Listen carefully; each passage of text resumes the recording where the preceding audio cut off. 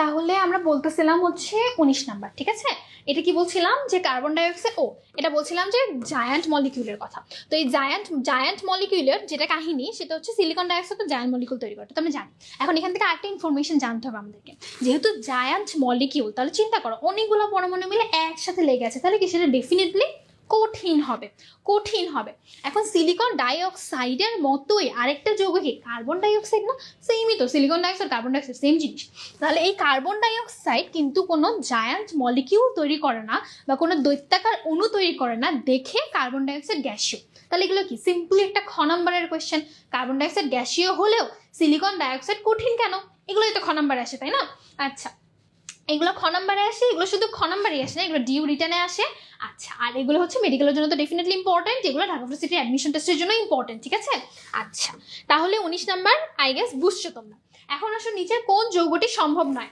আচ্ছা, এইটাও আমাদের বাচ্চাকালের কনসেপ্ট, ঠিক আছে? আমি অন্যদিকে তাকাবোই না, এটা এই কোয়েশ্চেন দেওয়া মানে কোন যৌগটি সম্ভব নয় জানতে চাচ্ছে NCl5 আর PCl5 এর কাহিনী। এই কোয়েশ্চেন মানেই জানতে চাচ্ছি NCl5 আর PCl5 এর কাহিনী। PCl5 আমরা জানি যে PCl5 এন্ড PCl3 তিনটা যৌগই সম্ভব, কিন্তু NCl3 সম্ভব হলেও NCl5 সম্ভব নয়। এটাও আমরা ছোটবেলা 9-10 পড়ে আসছি, ঠিক আছে? 9-10 পড়ছো কি? বেশি বলে ফেলছে মনে হয়, হোয়াট এভার। HSC তো পড়ছো ফার্স্ট ইয়ারে, তাই না? যে NCl3 সম্ভব হলেও NCl5 সম্ভব নয় কেন, অথবা PCl5 সম্ভব হলেও NCl5 সম্ভব নয় কেন, পড়ে আসছি আমরা এগুলো, তাই না? তো এটা অ্যান্সার হচ্ছে খ। আচ্ছা, কোন নিষ্ক্রিয় গ্যাসটি পি ব্লকের মৌল নয়? খুব ইম্পর্টেন্ট, খুব ইম্পর্টেন্ট, খুব ইম্পর্টেন্ট কথা, খুব ইম্পর্টেন্ট কথা। যে দেখো আমি তিনটা এক্সাম্পল তোমাদেরকে দিছি অলরেডি, যে ল্যান্থানাম, অ্যাক্টিনিয়াম আর থোরিয়াম, তিনটা কোনোভাবেই হচ্ছে এফ ব্লকের মৌল না, যদিও তারা এফ ব্লকের মানুষের সাথে মিলেমিশে থাকে। আরেকটা মৌল আছে হিলিয়াম। হিলিয়াম যদিও তোমার পি ব্লকের মানুষের সাথে মিলেমিশে থাকে, নিষ্ক্রিয় গ্যাসের উপরের দিকে থাকে, কিন্তু সে কিন্তু মোটেই পি ব্লক কোনো মৌল না, ঠিক আছে? পি ব্লক কোনো মৌল না। এরা হচ্ছে থাকে না কিছু অনেকগুলো সাদা ভেড়ার পালের মধ্যে একটা কালো ভেড়া, এটা হচ্ছে সেই অবস্থা, বুঝছো? তাহলে থোরিয়াম হচ্ছে থাকে ডি ব্লক মৌলে, সরি ডি, কিন্তু সে থাকে এফ ব্লকে। আর হিলিয়াম সে হচ্ছে অ্যাকচুয়ালি এস, কিন্তু সে থাকে হচ্ছে নিজের ভাই ব্রাদারদের সাথে, সেটা হচ্ছে পি ব্লক, ঠিক আছে? বোঝা গেছে?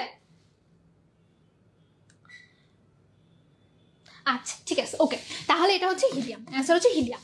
এখন আসলে নিচের কোন মৌলটির জারণ সংখ্যা সর্বোচ্চ হতে পারে? নিচের কোন মৌলটির জারণ সংখ্যা সর্বোচ্চ হতে পারে? আচ্ছা, এই কোয়েশ্চেনে মার্ক করা কেন, কেন মার্ক করা? কারণ আছে, কারণ হচ্ছে এটার অ্যান্সার আসলে গ আর ঘ দুইটাই হওয়া সম্ভব, ঠিক আছে? গ আর ঘ দুইটাই হওয়া সম্ভব, কারণ আমার যতদূর মনে পড়ে সেটা হচ্ছে এই দুইটাই হচ্ছে +6 পর্যন্ত, খুবই কমনলি আয়রন হচ্ছে +6 পর্যন্ত যায়, ক্রোমিয়াম হচ্ছে +6 পর্যন্ত যায়, ঠিক আছে? তাহলে এটার অ্যান্সার কিন্তু গ আর ঘ দুইটাই হয়। কিন্তু এটা কেন আমি মার্ক করছি? কারণ এটা হচ্ছে আমাদের হাজারি স্যার বলেছে, এটা হাজারি স্যার বলেছে যে এটা হচ্ছে অ্যান্সার, হাজারি স্যার বলেছে যে এটা অ্যান্সার হচ্ছে ক্রোমিয়াম, তাই এটা ক্রোমিয়াম, ঠিক আছে? এটা হচ্ছে এইচ, এটা হচ্ছে হাজারি স্যার স্পেশাল জিনিস, হাজারি স্যার স্পেশাল জিনিস, এটা হচ্ছে ক্রোমিয়াম, অ্যান্সার হচ্ছে ক্রোমিয়াম, কারণ হাজারি স্যার বলছে, এটার কোনো লজিক নাই, ঠিক আছে? এটা কোনো লজিক নেই। আচ্ছা, এটার জন্য তোমাদেরকে আমি বইয়ের, হাজারি স্যারেরই বইয়ের ছবি আনছি একটা, দেখো হাজারি স্যারেরই বইয়ের ছবি, হ্যাঁ হাজারি স্যারের নিজের বইয়ের ছবি, সে নিজে লিখছে। তো তখন বললাম না যে ম্যাঙ্গানিজ, যেটা ম্যাঙ্গানিজ হচ্ছে +7 পর্যন্ত হইতে পারে, ম্যাঙ্গানিজ হচ্ছে +7 পর্যন্ত হইতে পারে, আয়রনও হইতে পারে, কিন্তু আয়রনটা less famous, but iron list +6 পর্যন্ত তো অবশ্যই হইতে পারে। ক্রোমিয়াম হচ্ছে +6 পর্যন্ত তো অবশ্যই হইতে পারে, এখানে তো কোনো কিন্তু বানান্ত নাই। তাহলে হচ্ছে আয়রনও +6, ক্রোমিয়ামও +6, তাহলে আমি কোন যুক্তিতে এখানে ক্রোমিয়াম দাগাবো? আমাকে বলো কোন যুক্তিতে এখানে আমি ক্রোমিয়াম দাগাবো? কোনো যুক্তি আছে? কোনো যুক্তি নাই। যুক্তি কি? এটা হচ্ছে হাজারি স্যারের বই, এটা হাজারি স্যারের অনুশীলনী, হাজারি স্যারের অনুশীলনী থেকে হুবহু কোয়েশ্চেন আসবে মেডিকেলে, হাজারি স্যারের অনুশীলনীতে গ দাও, আমরা গ দাগাবো, simple, as simple as that, ঠিক আছে? এটার অ্যান্সার হচ্ছে গ, ক্রোমিয়াম, এটার অ্যান্সার হচ্ছে ক্রোমিয়াম। ওকে, এরপরে আসো বেজোড় ইলেকট্রন সংখ্যার ক্রম কোনটি সঠিক? আচ্ছা, বেজোড় ইলেকট্রন সংখ্যার ক্রম কোনটি সঠিক? এটা সিম্পলি ম্যাথ করলেই হয়ে যায় বা সলভ করলেই হয়ে যায়। ম্যাঙ্গানিজ হচ্ছে লাস্টে 2+, মানে কি লাস্ট থেকে হচ্ছে 2টা ইলেকট্রন চলে গেল, তাহলে ম্যাঙ্গানিজ নর্মালি থেকে 3d7, তাহলে এটা হচ্ছে 3d5 আছে, এখানে আমি লিখেও দিছি, ওকে ঠিক আছে, সলভ দেখার দরকার নেই এত কষ্ট করে। তাহলে ম্যাঙ্গানিজ কত? 27, লাস্টের দিকে থাকে 7টা, 2টা চলে গেল, তাহলে থাকলো 3d5। আয়রন কত? 26, লাস্টে থাকে 3d6, তাহলে হচ্ছে 3d6 ও পাশে 4s2, 2টা চলে গেল, তাহলে হচ্ছে 3d6 থাকলো। আচ্ছা, তারপরে হচ্ছে ক্রোমিয়াম 3+, ক্রোমিয়াম কত? 25, তাই না? ক্রোমিয়াম হচ্ছে 24, ক্রোমিয়াম হচ্ছে 24, ম্যাঙ্গানিজ হচ্ছে 25 সরি, ক্রোমিয়াম হচ্ছে 24, তাহলে ক্রোমিয়াম 24 হলে কি ক্রোমিয়াম তো ব্যতিক্রম হয় তাই না, তাহলে 3d5 আর ওখানে হচ্ছে 4s1 থাকে, তাহলে 3d5 এখান থেকে 3d থেকে 2টা চলে গেল, 4s থেকে একটা চলে গেল, টোটাল 3টা গেল, তাহলে থাকলে হচ্ছে 3d3, তাহলে থাকলো হচ্ছে 3d3, তাহলে ম্যাঙ্গানিজ হচ্ছে 25 এর এখানে থাকতেছে শেষে 5টা, আর আয়রনের শেষে এখানে থাকতেছে হচ্ছে কত 6টা, আর ওইদিকে হচ্ছে তোমার ক্রোমিয়ামের শেষে থাকতেছে হচ্ছে 3টা। এখন এখানে ঘটনা হচ্ছে এটা তো আমরা ইলেকট্রন সংখ্যা হিসাব করলাম, কিন্তু আমার কাছে চাইছে হচ্ছে বেজোড় ইলেকট্রন সংখ্যা কয়টা, বেজোড় ইলেকট্রন সংখ্যা। এখানে তো হুন্ডের ব্যাপার স্যাপারে চলে আসবে, হুন্ড কি বলছে যে 3D তে হচ্ছে 5টা তাই না, 3D তে হচ্ছে 5টা, তাহলে সবার প্রথমে সবগুলোতে আমরা একটা একটা করে বেজোড় ইলেকট্রন দিব, একটা করে বেজোড় ইলেকট্রন দিলাম। এরপরে কি হবে, এরপরে যে এক্সট্রা ইলেকট্রনগুলো থাকবে তারা কি আবার শুরু থেকে ঘুরে আসবে, তাহলে আয়রনের ক্ষেত্রে 3d6, তাহলে পাঁচটা যে থাকলো তারপরে কি ঘুরে আরেকটা এখানে চলে আসবে না, তাহলে যদিও আয়রনের এখানে সর্বশেষ শক্তি স্তরে সংখ্যা হচ্ছে বেশি 6, কিন্তু ওর কিন্তু এই যে প্রথম যে ঘরটা সেখানে কোনো বেজোড় ইলেকট্রন নাই, তাহলে ওর বেজোড় ইলেকট্রন কয়টা 4টা, চারটা, আর 3d5 এখানে তো সিম্পলি 5টাতে 5টা সুন্দর করে বিন্যস্ত হয়ে যাবে, তাহলে 5টা, তাহলে ম্যাঙ্গানিজে 5টা, আয়রনে থাকতেছে 4টা, ক্রোমিয়ামে যেহেতু 3টা, 3 ঘরে 3টা চলে যাবে, একটা একটা করে 3টা, ঠিক আছে, তাহলে ক্রোম মিলছে 5টা 4টা 3টা, ওকে, তাহলে এটা অ্যান্সার হচ্ছে ক। আচ্ছা বাকিগুলো তোমরা সলভ করে দেখবে, একটাও মিলবে না, ওকে। আচ্ছা এরপর আসো তোমার নিকেল 2+ আয়নে অযুগ্ম বা বেজোড় ইলেকট্রন সংখ্যা কয়টা, ওই যে সেম ভাবে করো, নিকেল কত, নিকেলের হচ্ছে সর্বশেষে 2+ যদি তুমি বের করে দাও তাহলে এদিকে থাকে কত 3d8 তাই না, 8, আচ্ছা তাহলে হচ্ছে 8 যেহেতু তার মানে 5টা ঘুরে আসবে, এটা কি করতে হবে আর সেটা তারপর লিখতেছি, 5টা হচ্ছে ঘুরে আসবে, এই যে 1টা 2টা 3টা 4টা 5টা, এরপর আরো 3টা আছে, তাহলে এখানে একটা, বাকি থাকলো কয়টা, এই 1 2টা হচ্ছে বেজোড়, একা থেকে গেল, তাহলে ওর অযুগ্ম ইলেকট্রন সংখ্যা কয়টা 2টা, ঠিক আছে, অযুগ্ম ইলেকট্রন সংখ্যা হচ্ছে 2টা। আচ্ছা pH4+ আয়নে কতটি ইলেকট্রন বিদ্যমান, pH4+ আয়নে কতটি ইলেকট্রন বিদ্যমান, ঠিক আছে, খেয়াল করতে হবে কতটা ইলেকট্রন বিদ্যমান। নরমালি ফসফরাস কত, নরমালি ফসফরাস হচ্ছে 15, হাইড্রোজেন একটা করে, হাইড্রোজেন টোটাল 4টা, তাহলে কয়টা 4টা, এখন এখানে একটা প্লাস আছে, প্লাস মানে কি একটা ইলেকট্রন দিয়ে দিছে, তাহলে দেখো 15 + 4 - 1 কত হয় 18, তাহলে অ্যান্সার হচ্ছে 18, ঠিক আছে। আচ্ছা নিচের কোনটি প্যারাম্যাগনেটিক, বুঝতে সমস্যা হচ্ছে, বোর্ডে কোনটা দিব, আচ্ছা ওই যে ওই কোয়েশ্চেনটা কনফিউজিং কোয়েশ্চেনটা যেটা হাজারি স্যার বই বলছে সেটাই দিব আমরা, ঠিক আছে, ক্রোমিয়াম দিব অ্যান্সার, কারণ ওখানে হচ্ছে দুইটা অ্যান্সারই ঠিক, অ্যাকচুয়ালি ক্রোমিয়ামও ঠিক আয়রনও ঠিক, তাহলে তুমি ক্রোমিয়ামটা দাগায় ভুল করতেছো, ব্যাপারটা এরকম না, ক্রোমিয়ামও কিন্তু লজিক্যাল। আচ্ছা তাহলে যদি হাজারি স্যার ক্রোমিয়াম স্পেশাল বসে তাই আমি ক্রোমিয়াম দাগাইতে বসে, ওকে। আচ্ছা বিশেষ করে মেডিকেল অ্যাডমিশন টেস্টের জন্য বোর্ডে আশা করি এরকম দুইটা অপশন একসাথে দিবে না, ওরা একটু বুঝে সুঝে কোয়েশ্চেন করে। আচ্ছা বাট হাজারি স্যারের কি করে, বাট মেডিকেল অ্যাডমিশন টেস্টে হাজারি স্যার থেকে হুবহু কোয়েশ্চেন তুলে দেয়, ঠিক আছে, হুবহু কোয়েশ্চেন তুলে দেয়, কোনো রকমের কোনো ব্যাক চেক করা হয় না আর, তাহলে সরাসরি যদি কোয়েশ্চেন তুলে দেবে, সরাসরি অ্যান্সার আছে ক্রোমিয়াম, তাহলে ডেফিনেটলি আমরা ক্রোমিয়াম মনে রাখবো, বাট তোমাদের কনসেপ্টের জন্য তো দেখাই দিলাম যে ক্রোমিয়াম আর আয়রন দুইটাই হচ্ছে 6 হয়, ক্রোমিয়ামকে যদি অপশনে না পাও তখন কোনটা দাগাবা, আয়রন দাগাবা, ঠিক আছে, আর সর্বোচ্চ জানানো অবস্থা জানতে চাইলে কোনটা দাগাবো আমরা, ম্যাঙ্গানিজ দাগাবো, ওকে।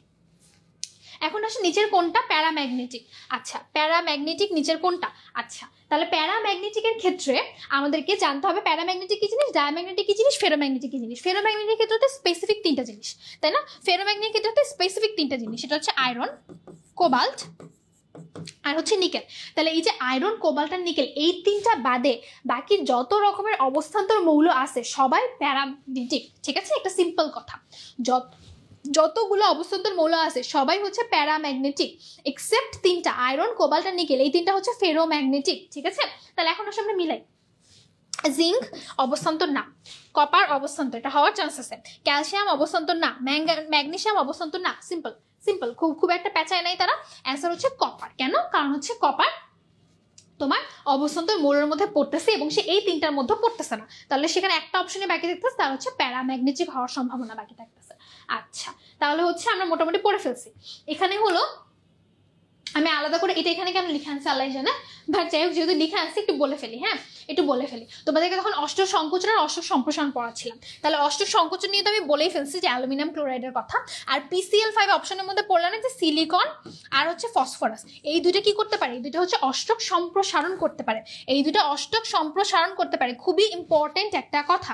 আচ্ছা আরেকটা জিনিস, অ্যালুমিনিয়াম ক্লোরাইড যেহেতু অষ্টক সংকোচন করতে পারে তাহলে সে লুইস অ্যাসিড হিসেবে কাজ করবে, কি হিসেবে কাজ করবে, লুইস অ্যাসিড হিসেবে কাজ করবে, তাহলে অ্যালুমিনিয়াম ক্লোরাইড নিয়ে কয়েকটা কথা, সে লুইস অ্যাসিড হিসেবে কাজ করে, সে অষ্টক সংকোচন করতে পারে, আরেকটা জিনিস আছে অ্যালুমিনিয়াম ক্লোরাইড ডাইমার হিসেবে থাকে। ঠিক আছে, এটা ইম্পর্টেন্ট একটা কথা যে অ্যালুমিনিয়াম ক্লোরাইড ডাইমার হিসেবে থাকে, ডাইমার হিসেবে থাকে। হ্যাঁ, অ্যালুমিনিয়াম ক্লোরাইড ডাইমার হিসেবে থাকে। আচ্ছা, এই কোশ্চেনটা সিলেট বোর্ডে আসছে, তাহলে ওই তো হাজারি স্যারের নাম নিয়ে সুন্দর করে আমরা ক্রোমিয়াম দাগাই দিয়ে আসবো, সোজা কথা। ঠিক আছে, হাজারি স্যারের উপরে কোনো কথা নেই। আচ্ছা, এরপরে আসো অষ্টক সম্প্রসারণ। আচ্ছা, আরেকটা কথা, PCl5 হচ্ছে sp3d, এটা এখন পড়ার দরকার, আমি একটু পরে সংকরায়ন পড়বো, তখন আমি বলে দিব সুন্দর করে যে কিভাবে আমরা সংকরায়ন বের করবো। আচ্ছা, এটা তো দেখাই দিচ্ছে তাই না। আর ম্যাঙ্গানিজের 3+ অস্থিতিশীল, এটা আমি একটু আগেও বলছি তোমাদেরকে, এটা নিয়েও একটা MCQ আছে আমার যতদূর মনে পড়ে।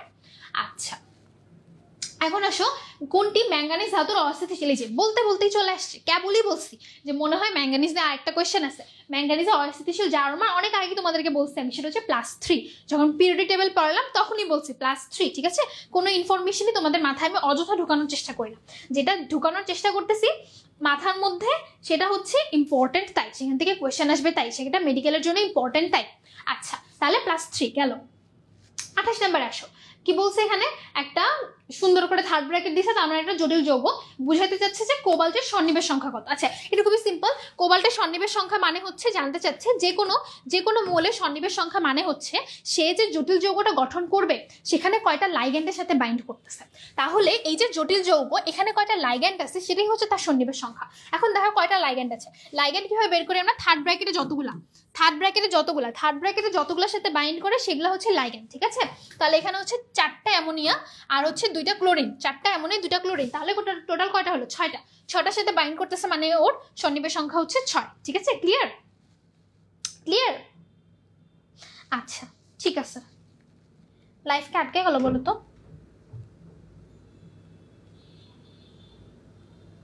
না চলতেছে তো না।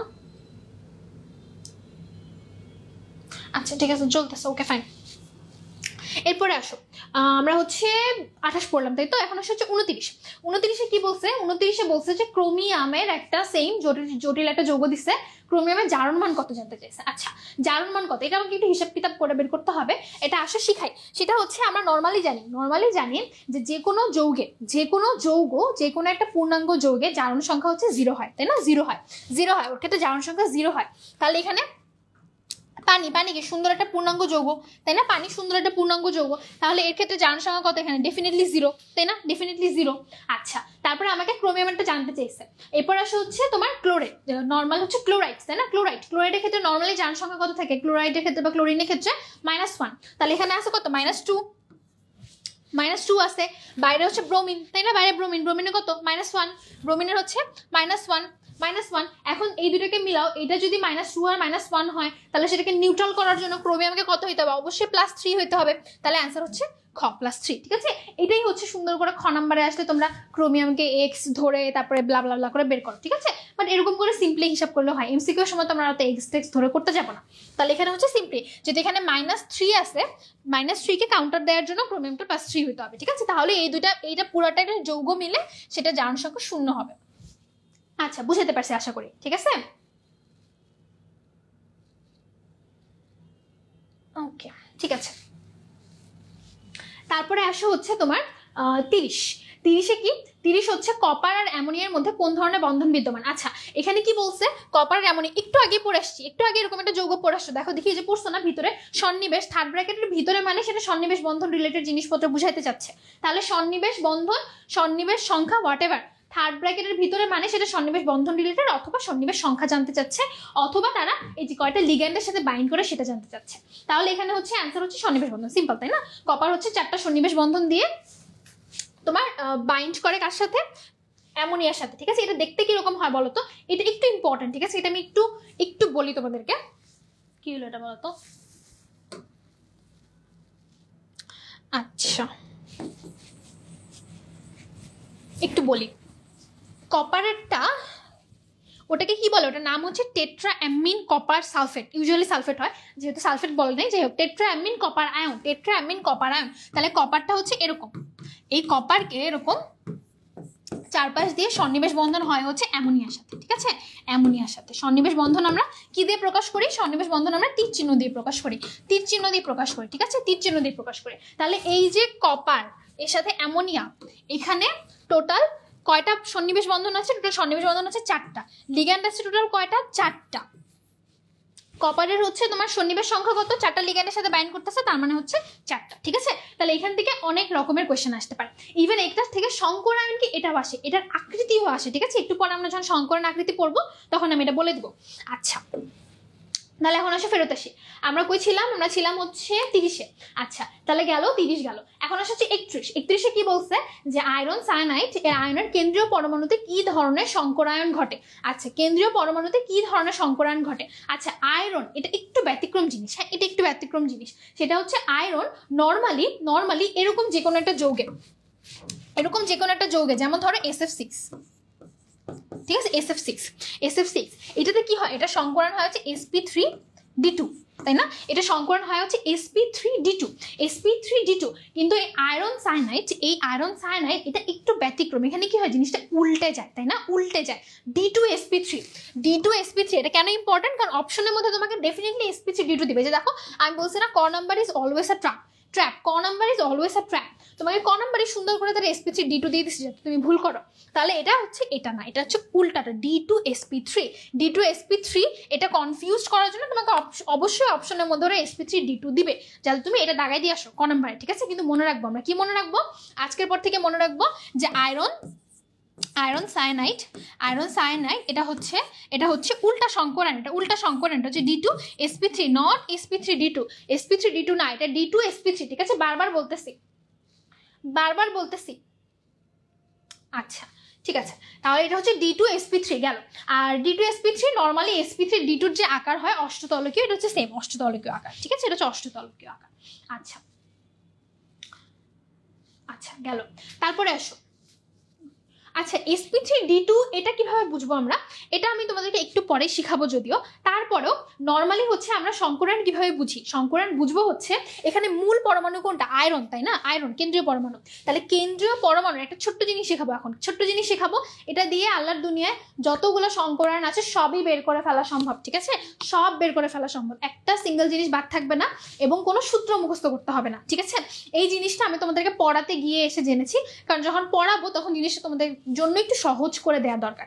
এই জিনিস আমি যখন নিজে অ্যাডমিশন টেস্টে ছিলাম, অনেক বড় ভাই আপুদের কাছে পড়েছি, কেউ আমাকে এটা শিখায়নি। ঠিক আছে, একটা খুবই সিম্পল জিনিস, সেটা হচ্ছে যে কোনো পরমাণুর সংকরায়ন বের করতে গেলে সেই পরমাণুর সর্বশেষ শক্তি স্তরে যেই কয়টা ইলেকট্রন যৌগ তৈরিতে ব্যবহার হয়, সেই কয়টাই হচ্ছে তার সংকরায়নের মান। মানে কি বুঝাতে চাচ্ছি? দেখো, ওখানে ছিল কি,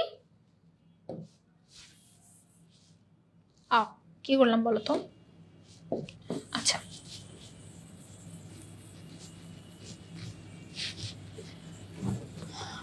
আর আমার দরকার নেই জায়গা। আচ্ছা, এখন আসলে ওখানে কি ছিল? আয়রন, তাই না? CN6 এটাই তো ছিল, তাই না? এটা তো ছিল। আচ্ছা, তাহলে এখানে দেখো তো, এটা কয়টা যৌগের সাথে বাইন্ড করছে? আয়রন কয়টার সাথে বাইন্ড করছে? 6টা সায়ানাইড, তাই না? 6টা সায়ানাইড। এটা তো জটিল যৌগ, তাই একটু ঝামেলা। নর্মালি অন্য যে কোনো যৌগের ক্ষেত্রে আসে, যেমন ধরো SF6 এর কথা বলছিলাম, তাই না? SF6 এটা কি sp3d2 ছিল, এটা হচ্ছে sp3d2 ছিল, আর এটা হচ্ছে তোমার d2sp3, এটা হচ্ছে d2sp3। আচ্ছা, এটা আসো, তারপরে এটা বুঝাচ্ছি। সালফারের সর্বশেষ শক্তি স্তরে কয়টা? 2, 8 আর হচ্ছে 6। সালফার যেহেতু 16, তাই না? তাহলে সর্বশেষ শক্তি স্তরে হচ্ছে 6টা। এই 6টা ইলেকট্রনই কিন্তু 6টা ফ্লোরিনের সাথে বাইন্ড করতেছে। তাহলে এখানে কয়টা ইলেকট্রন যৌগ তৈরিতে ইউজ হয়েছে? 6টা ইলেকট্রন যৌগ তৈরিতে ইউজ হয়েছে। তাহলে এর সংকরায়নের মান হচ্ছে 6 মানে কি? একটা S, 3টা P, 3 আর 4টা ইউজ হয়ে গেল, 2টা D, sp3d2। ঠিক আছে, sp3d2। কোনো সূত্র দরকার আছে এখানে? কোনো সূত্র দরকার নেই। কোনো কিছু জানার দরকার আছে? কোনো কিছু জানার দরকার নেই। শুধুমাত্র তুমি যেই এক্সিস্টিং ইনফরমেশন তোমার মাথায় আছে, সালফার হচ্ছে 16, সেটাকে ইলেকট্রন বিন্যাস করলে 2, 8 আর 6টার সাথে 6টা ফ্লোরিন, যেটা চোখের সামনে দেখতে পাচ্ছ। যখন এরকম করে একটা প্র্যাকটিস করবা, তখন তোমাকে আর ভেঙে 3 লাইনের জিনিসও করতে হবে না, তোমার সিম্পলি চোখে পড়বে সালফার হচ্ছে 6টা ফ্লোরিন, আছে 6টা, তার মানে হচ্ছে 6টা ইলেকট্রন এখানে ইউজ হয়েছে, তার মানে এটা sp3d2। সিম্পল। ঠিক আছে, আয়রনের ক্ষেত্রেও সেম, 6টার সাথে বাইন্ড করছে, কিন্তু আয়রন সায়ানাইডের ক্ষেত্রে একটু ব্যতিক্রম, সেটা হচ্ছে উল্টে যায়, তাই না? উল্টে যায় বললাম, এটা হচ্ছে d2sp3। তাহলে এটা হচ্ছে d2sp3, এটা আলাদা করে মনে রাখার ব্যাপার। ঠিক আছে, যে আয়রন সায়ানাইডের ক্ষেত্রে d2sp3 হয়, নট sp3d2। বুঝতে পারছি আশা করি, না বুঝলে বলো।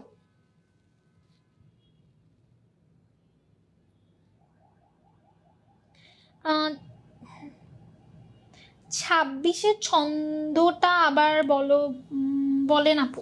আচ্ছা 26 কোনটা ছিল?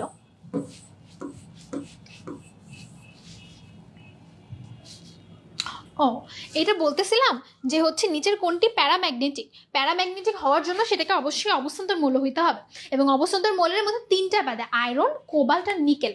আয়রন, কোবাল্ট আর নিকেল, এই আয়রন, কোবাল্ট, নিকেল বাদে বাকি যতগুলো অবস্থান্তর মৌল আছে সবাই হচ্ছে প্যারাম্যাগনেটিক। তাহলে এই 3টা কি? এই 3টা হচ্ছে ফেরোম্যাগনেটিক। এটাই বলছি। কোনো ছন্দ তো বলি নাই বাবা, এটাই বলছি। আচ্ছা ঠিক আছে, এরপরে আসো কত নম্বরে ছিলাম আমরা? 30 পড়লাম, 31 পড়লাম, 32 বলার কিছু নাই। কোনটি রঙিন যৌগ গঠন করে? একটু আগেই বললাম, একটু আগেই বলছি, এই কোয়েশ্চেনটাই উল্লেখ করে বলছি যে এরকম করেই কোয়েশ্চেন আসবে অবস্থান্তর মৌল থেকে, যে কোনটি রঙিন যৌগ গঠন করে। এখন এটার মধ্যে আমার খুঁজার ব্যাপার একটাই, যে এর মধ্যে কোনটা অবস্থান্তর মৌল, আর কিচ্ছু খুঁজতে হবে না, কিচ্ছু দেখতে হবে না। অবস্থান্তর মৌল, সরি কোনটা হচ্ছে, হ্যাঁ অবস্থান্তর মৌল। স্ক্যান্ডিয়াম অবস্থান্তর না, ম্যাগনেসিয়াম তো ডেফিনেটলি না, জিঙ্ক ডেফিনেটলি না, নিকেল একমাত্র অবস্থান্তর মৌল, সে রঙিন যৌগ গঠন করে। সিম্পল, ঠিক আছে।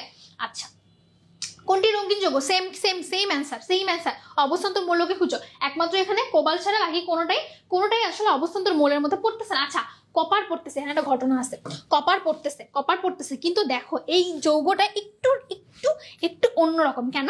কারণ নর্মালি আমরা জানি যে কপারের যোজনী কত, নর্মালি জানি হচ্ছে কপারের যোজনী হচ্ছে +2, কিন্তু এখানে দেখো এখানে হচ্ছে কপারের যোজনী কিন্তু +1, ঠিক আছে, +1।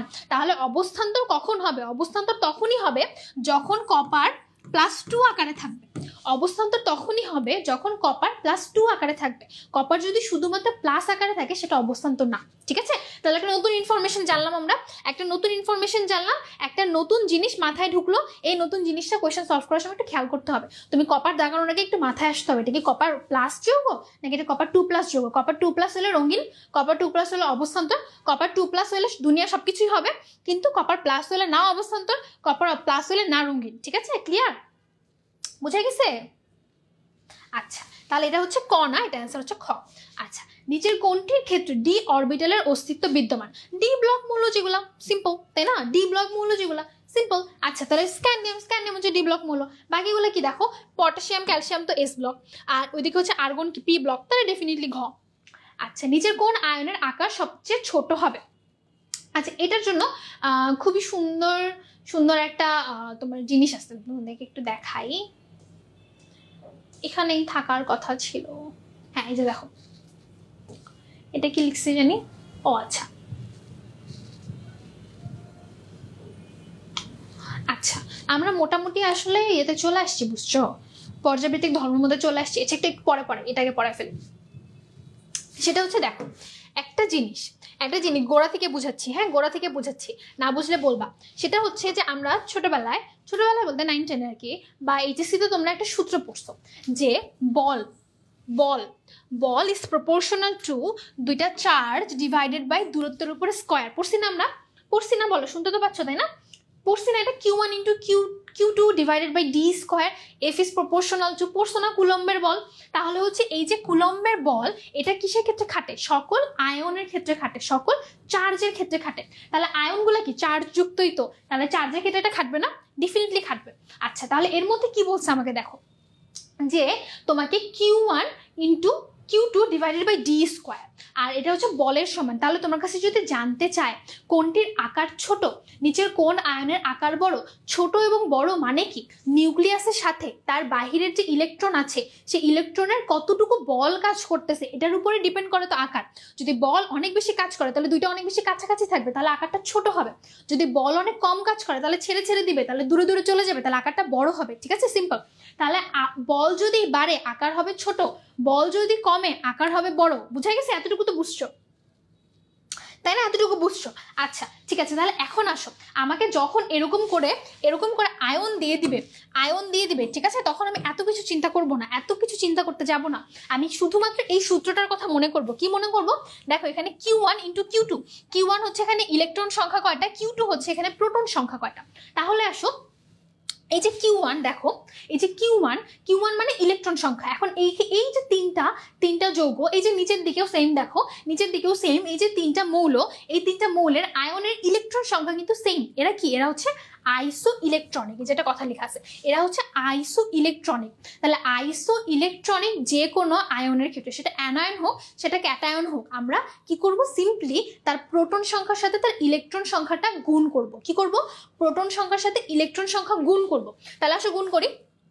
এখানে প্রোটন কয়টা? নাইট্রোজেনের ক্ষেত্রে হচ্ছে 7, ইলেকট্রন কয়টা? 7, আর 3টাও নিচে, তাহলে কত? 10, তাহলে 70। অক্সিজেনের ক্ষেত্রে কত? 8 হচ্ছে ওর তোমার প্রোটন সংখ্যা, আর ইলেকট্রন তো সেম 10। তাহলে এখানে ফ্লোরিন কত? 9টা, তাহলে 9 × 10 হচ্ছে 90। তারপর এই তিনটাতে আসো, এই তিনটাও আইসো ইলেকট্রনিক, কারণ এখানে সোডিয়াম একটা দিয়ে দিছে মানে কত? 10, ম্যাগনেসিয়াম 2টা দিয়ে দিছে মানে কত? 10, অ্যালুমিনিয়াম 3টা দিয়ে দিছে মানে কত? 10। তাহলে হচ্ছে 10, তার সাথে হচ্ছে তার প্রোটন সংখ্যা গুণ করো। সোডিয়ামের ক্ষেত্রে 11, 110, ম্যাগনেসিয়াম 120, আর অ্যালুমিনিয়াম হচ্ছে 130। ঠিক আছে, এখন আসো মিলাবো, আমরা মিলাবো ক্যাটায়নের ক্ষেত্রে আর অ্যানায়নের ক্ষেত্রে। অ্যানায়নের ক্ষেত্রে দেখো, এই যে 90, তার কি? তার বল কি? অনেক বেশি হবে, কারণ এখানে Q1 × Q2 is proportional two F। Q1 × Q2 is proportional two F। তাহলে যার গুণফল বেশি তার আকার ছোট।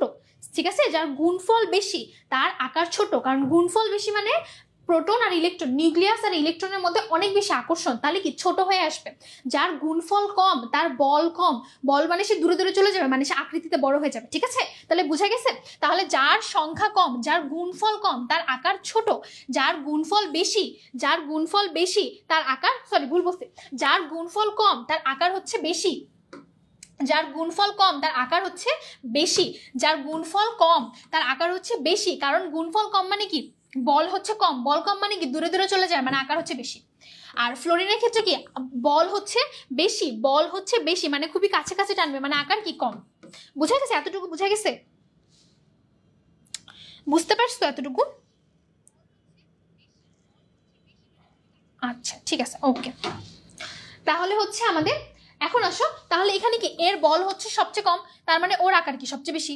এর বল হচ্ছে আরেকটু কম, তার মানে মিডিয়াম। তারপর এর বল হচ্ছে সবচেয়ে বেশি, তাহলে এর আকার হচ্ছে সবচেয়ে ছোট। ঠিক আছে, তাহলে অ্যানায়নের ক্ষেত্রে একটা সিম্পল লাইন মনে রাখা যায়, সেটা হচ্ছে চার্জ যদি বাড়ে তাহলে হচ্ছে আকারও বাড়বে। ঠিক আছে, তাহলে চার্জ যদি বাড়ে তাহলে হচ্ছে আকারও বাড়বে, আমরা এই সিম্পল লাইন মনে রাখতে পারি।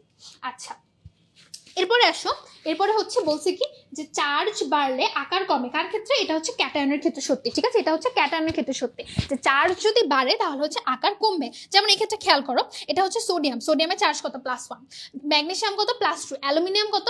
অ্যালুমিনিয়ামের আকার হচ্ছে +3, তাই না? অ্যালুমিনিয়ামের আকার হচ্ছে তোমার +3। তাহলে অ্যালুমিনিয়ামের আকার যদি +3 হয় তাহলে ওর কি? চার্জ বেশি, তাই না? ওর চার্জ বেশি।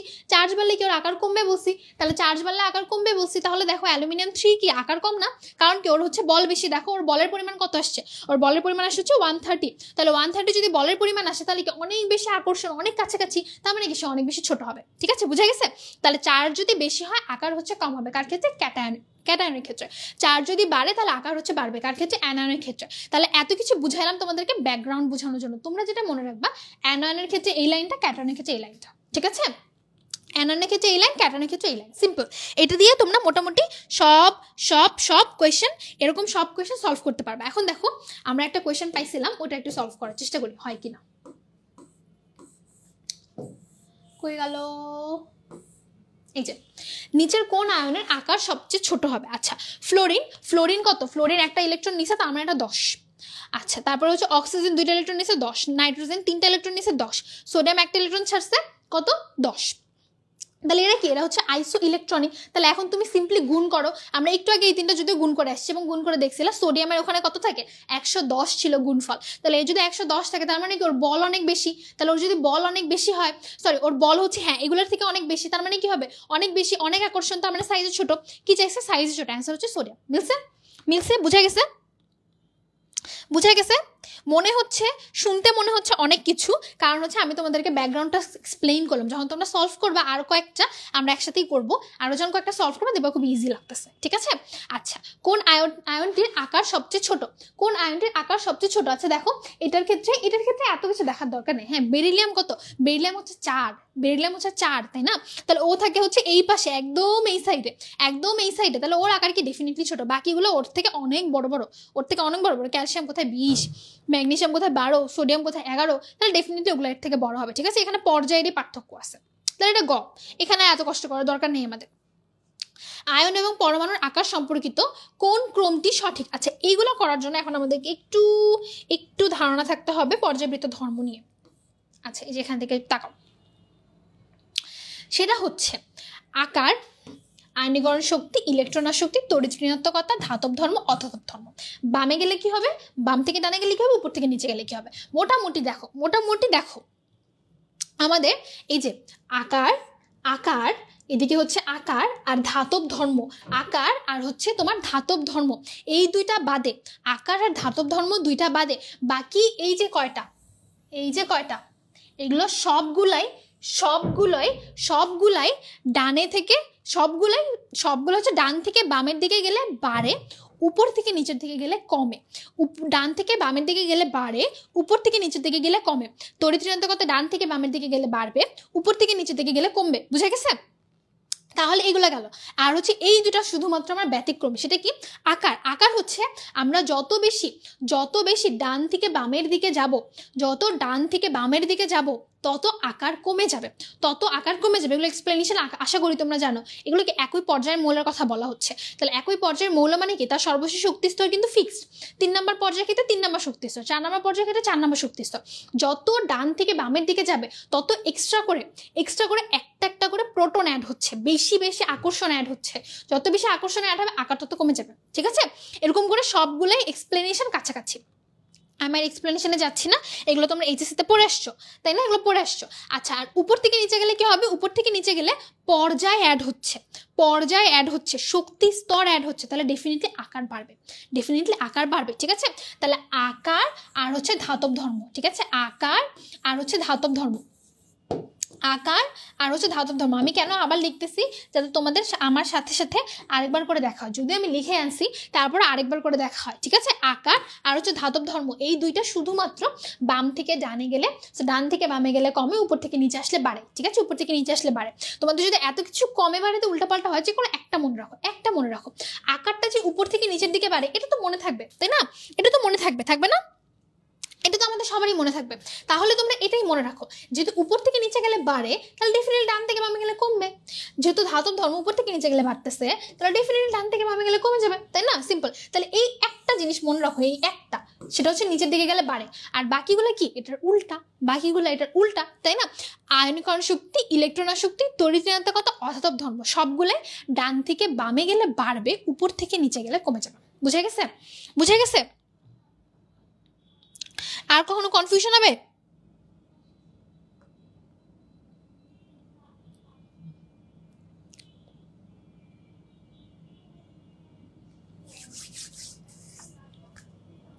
আচ্ছা, ঠিক আছে, ওকে। তাহলে আমরা বিশাল বড় স্লাইড পড়ে ফেলছি, কিন্তু বিশাল বড় একটা কনসেপ্ট পড়ে ফেলছি আমরা। বেসিক্যালি পুরা হচ্ছে তোমার পর্যায় সারণী রিলেটেড সবকিছু পড়ে ফেলছি। ঠিক আছে, সব ধর্ম রিলেটেড জিনিসপত্র পড়ে ফেললাম। এখন আমরা ধামধাম করে কোয়েশ্চেন সলভ করবো, আসো। আচ্ছা, কি বলছে এখানে? যে 36 নম্বরে ছিল, আমরা সলভ করে ফেলছি 37। আয়ন এবং পরমাণুর আকার সম্পর্কিত কোন ক্রমটি সঠিক? আয়ন এবং পরমাণুর আকার সম্পর্কিত কোন ক্রমটি সঠিক? আচ্ছা, এখানে দেখো সেম আকার হচ্ছে সেম, ইলেকট্রন হচ্ছে সেম, ইলেকট্রন সংখ্যা সেম। এটার ইলেকট্রন হচ্ছে একটা ছেড়ে দিয়েছে 10, এটার ইলেকট্রন 10, এটার ইলেকট্রন 10। তাহলে আমি বলছি ক্যাটায়নের ক্ষেত্রে বলছি না? ক্যাটায়নের ক্ষেত্রে বলছি যে যত বেশি তোমার চার্জ বাড়বে তত আকার কমে যাবে, যত বেশি চার্জ বাড়বে তত আকার কমে যাবে। তাহলে এটা হচ্ছে সোডিয়ামের চার্জ সবচেয়ে কম, তার মানে ওর আকার সবচেয়ে বেশি। ঠিক আছে, অ্যান্সার হচ্ছে ঘ। ঠিক আছে, বোঝা গেছে? অ্যান্সার বোঝা গেছে? ওকে, তারপরে আসো দ্বিতীয় পর্যায়ের মৌলের পরমাণুর ক্ষেত্রে নিচের কোন পারমাণবিক ব্যাসার্ধ সবচেয়ে বড়? আচ্ছা, কোন পারমাণবিক ব্যাসার্ধ সবচেয়ে বড় মানে কোনটা জানতে যাচ্ছে? যেহেতু এখানে সবগুলা একই পর্যায়ের কথা বলছে, দেখো সবগুলা একই পর্যায়ের কথা বলছে, তাহলে যেটা সবচেয়ে বেশি ডানে আছে সেটা সবচেয়ে বেশি ডানে কোনটা থাকবে? যার ইলেকট্রন সংখ্যা সবচেয়ে কম, এটা, তাই না? এটা। এর সাথে একটা অ্যাড হয়েছে, তারপরে সে পরের গ্রুপে গেছে। এর সাথে আরেকটা অ্যাড হয়েছে, দেখে সে তারপরের গ্রুপে গেছে। এর সাথে আরো একটা অ্যাড হয়েছে, দেখে সে তারপরের গ্রুপে গেছে। মানে এই দিক থেকে এইদিকে কি আসলে ডান থেকে বামে যাচ্ছে। তাহলে ডান থেকে বামে গেলে কি হবে? আস্তে আস্তে আকার কমে যাবে, তাই না? তাহলে এই সবচেয়ে ডানের, তাহলে ঘ নাম্বারটা অ্যান্সার। ওকে, নিচের কোনটির আকার সবচেয়ে ছোট? আচ্ছা, নিচের কোনটির আকার সবচেয়ে ছোট? আচ্ছা, এখানে কত? অক্সিজেন হচ্ছে 8, তাই না? অক্সিজেন হচ্ছে 8, এটা হচ্ছে পর্যায়ের কথা বলতেছে, পর্যায়ের কথা। তাহলে ছোট যেহেতু, তার মানে সবচেয়ে বামে যে আছে সে সবচেয়ে ছোট। এখানে অক্সিজেন হচ্ছে সবচেয়ে বামে, তাহলে অক্সিজেন সবচেয়ে ছোট। আচ্ছা, 40 আসো। দুইটা মৌল এ এবং বি, এদের পারমাণবিক ব্যাসার্ধ যথাক্রমে আর এবং আর বি হলে সমযোজী বন্ধন দূরত্ব হলো DAB, তখন নিচে কোনটি সঠিক হবে? এটা আই গেস একটা ছবি আছে, হ্যাঁ দেখো। আচ্ছা, এখানে হচ্ছে এটা হচ্ছে তোমার দুইটা পরমাণু, ধরো যে কোনো একটা পরমাণু এ এবং আরেকটা পরমাণু হচ্ছে বি। তাহলে এ হচ্ছে এরকম গোল্লা দিয়ে বুঝাইছি, মাঝখানটা নিউক্লিয়াস, আর এটা হচ্ছে একটা গোল্লা পরমাণু, মাঝখানটা নিউক্লিয়াস, ঠিক আছে? তাহলে এই যে দুইটা পরমাণু তার ব্যাসার্ধ কি? নিউক্লিয়াস থেকে সর্বশেষ শক্তি স্তরের যে দূরত্ব, এর ক্ষেত্রে ব্যাসার্ধ কি? নিউক্লিয়াস থেকে সর্বশেষ শক্তি স্তরের যে দূরত্ব। যদি এ পরমাণুর ব্যাসার্ধ আর এ হয় আর বি পরমাণুর ব্যাসার্ধ আর বি হয়, তাহলে এই আর এ প্লাস আর বি যেটাকে আমরা DAB দিয়ে ডিনোট করতেছি অথবা সমযোজী বন্ধন দূরত্ব বলতেছি, এই দুইটা কি হবে? আর এ প্লাস আর বির যোগফলের সমান, তাই না? আর এ প্লাস আর বির যোগফলের সমান। আচ্ছা, এখন এখানে একটা মিসকনসেপশনের সুযোগ আছে, বুঝছো? একটা মিসকনসেপশনের সুযোগ আছে। সেটা কি? সেটা হচ্ছে অনেকেই বলে বা অনেকে এরকম চিন্তা করে যে ধরো যে হচ্ছে তোমার সমযোজী বন্ধন দূরত্ব বলতেছি, তাই না? তাহলে আর এ আর হচ্ছে আর বি, এই দুইটা এখানে যেমন আমি সুন্দর করে আঁকছি যে আর এ আর আর বি দুটাকে মোটামুটি কাছাকাছি মনে হচ্ছে না? কাছাকাছি মনে হচ্ছে। তাহলে ধরো হচ্ছে আমার ক্লোরিনের ক্ষেত্রে কি? আর এ সমান যেটা আর বি সমানও সেটা, তাই না? আর এ সমান যেটা ওর ক্ষেত্রে আর বি সমানও সেটা। তাহলে আর এর মান যদি 5 হয় তাহলে আর বিও 5, তাহলে ওর ক্ষেত্রে সমযোজী বন্ধন দূরত্ব কত হবে? 10, তাই না? ওর ক্ষেত্রে সমযোজী বন্ধন দূরত্ব কত হবে? 10। কিন্তু যখন তোমাকে হাইড্রোজেন ক্লোরাইডের কথা বলবে, হাইড্রোক্লোরিক অ্যাসিডের কথা বলবে, তখন কি আর এ আর বি সমান? না। তাহলে তুমি ক্লোরিনে যদি জানো 5, তুমি কি এখান থেকে সমযোজী বন্ধন দূরত্ব বের করতে পারবা না। তাহলে তুমি তখনই সমযোজী বন্ধন দূরত্ব বের করতে পারবা ব্যাসার্ধকে 2 দিয়ে গুণ করে, যখন দুইটা পরমাণু সেম হবে। যখন এটা ক্লোরিন 2 এর কথা বলবে, যখন এটা নাইট্রোজেন 2 এর কথা বলবে, যখন এটা অক্সিজেনের কথা বলবে, তখনই কেবলমাত্র একটা ব্যাসার্ধ দেওয়া থাকলে সেটাকে 2 দিয়ে গুণ করে সমযোজী বন্ধন দূরত্ব বের করে ফেলা যায়, ঠিক আছে? আদারওয়াইজ কিন্তু যাবে না। যেমন ধরো বলছে যে সমযোজী বন্ধন দূরত্ব যদি 10 হয় তাহলে এই আর এ আর বি এর মান কত? এটাকে বলা সম্ভব না। শুধুমাত্র এতটুকু ইনফরমেশন থেকে এটা বলা সম্ভব না যে ডিএবি সমযোজী বন্ধন দূরত্ব যদি 10 হয় তাহলে আর এ প্লাস আর বি এর মান কত হবে, আর এ আর আর বি এর মান কত, এটা বলা সম্ভব না। কারণ তুমি জানো না যে মৌল দুইটা কোনটা, তুমি জানো না যে মৌল দুইটা সেম কিনা। যদি সেম হয় তখন ব্যাসার্ধ বলা সম্ভব, সেটা হচ্ছে 5। কিন্তু যদি সেম না হয়, কারণ 3 + 7, যেমন ধরো এটা হাইড্রোজেন, এটা হচ্ছে ক্লোরিন, তাদের কিন্তু 10 হবে যোগফল। আর একটা যেমন ধরো এটা হচ্ছে কার্বন ডাইঅক্সাইড, এদের ক্ষেত্রেও কিন্তু বন্ধন দূরত্ব এরকমই হবে, 10 হবে। এটা হচ্ছে 4 আর এটা হচ্ছে 6, তাই না? কিন্তু এই দুইটার মধ্যে যে কোনো একটা বলে দিলে সেটাকে 2 দিয়ে গুণ করে সমযোজী বন্ধন দূরত্ব তখনই বের করা যাবে যখন দুইটা সেম পরমাণু হবে, ঠিক আছে? যখন দুইটাই ক্লোরিন হবে বা দুইটাই নাইট্রোজেন হবে বা দুইটাই অক্সিজেন হবে, ঠিক আছে? বোঝা গেছে? আচ্ছা, সহজ জিনিস, কিন্তু সবাই একটু ভুল করে, তাই এটা আলাদা করে বলছি। আচ্ছা, আমাদেরকে 40টা হয় নাই, বলো তো। এ ও বি এর পরমাণু ব্যাসার্ধ যথাক্রমে এত হলে এবি সমযোজী যোগের বন্ধন দূরত্ব কত? সিম্পল, আর এ আর বি বলে দিচ্ছি, দুটো যোগ করে দিলেই হয়ে যায়। আচ্ছা,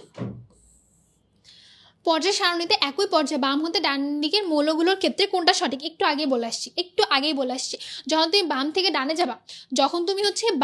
ডানে যাবা, মানে কি এদিক থেকে এদিকে আসতেছো, বাম থেকে ডানের দিকে আসতেছো, তাহলে কি হবে? তাহলে হচ্ছে এই যে এই পাশে যে 4টা লিখছিলাম, এইদিকে যে 4টা লিখছিলাম, ওই 4টার ক্ষেত্রে কি হবে? 4টার ক্ষেত্রে কিন্তু বলছিলাম যে ডান থেকে বামে গেলে বাড়বে।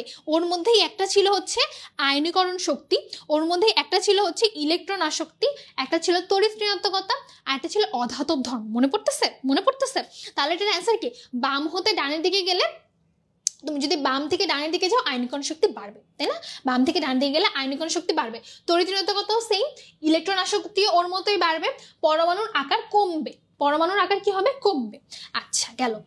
তারপরে আসো তোমার ইলেকট্রন ত্যাগ করে ধনাত্মক আয়নে পরিণত হতে যে শক্তির প্রয়োজন হয় তাকে কি বলে? আচ্ছা এটা তো সিম্পল, একটা ইলেকট্রন ত্যাগ করে ধনাত্মক আয়ন হইতে কি হয়? একটা ইলেকট্রন যদি ছেড়ে দেয় আয়নীকরণ শক্তি, একটা ইলেকট্রন যদি গ্রহণ করে ইলেকট্রন আসক্তি। আচ্ছা আচ্ছা এইখানে একটা কথা আছে, হ্যাঁ এখানে একটা কথা আছে, সেটা হচ্ছে যে ইলেকট্রন আসক্তিকে আসলে আয়নীকরণ শক্তিকে অনেকেই কিন্তু আয়নিক পটেনশিয়ালও বলে, হ্যাঁ অনেক বইয়ে আয়নিক পটেনশিয়ালও বলা, কিন্তু যেহেতু হাজারি স্যার বলেছে যে এটা আয়নীকরণ শক্তি তাই এটা আয়নীকরণ শক্তি। এটা একটা বোর্ডের কোয়েশ্চেন, দেখো এটা একটা বোর্ডের কোয়েশ্চেন, ঠিক আছে? এটা একটা বোর্ডের কোয়েশ্চেন, যদিও অনেক বইয়ে এই আয়নীকরণ শক্তিকে আয়নিক পটেনশিয়াল বলা আছে, কিন্তু যেহেতু হাজারি স্যার বলেছে এটা আয়নীকরণ শক্তি তাই এটা আয়নীকরণ শক্তি, ঠিক আছে? সিম্পল। এটা হচ্ছে হাজারি স্যারের কথা, ওকে? এটা হচ্ছে হাজারি স্যারের কথা। আচ্ছা এরপর আসছে তৃতীয় পর্যায়ের প্রথম 4টি মৌলের কোন ধর্মটি ক্রমাগত বৃদ্ধি পায়?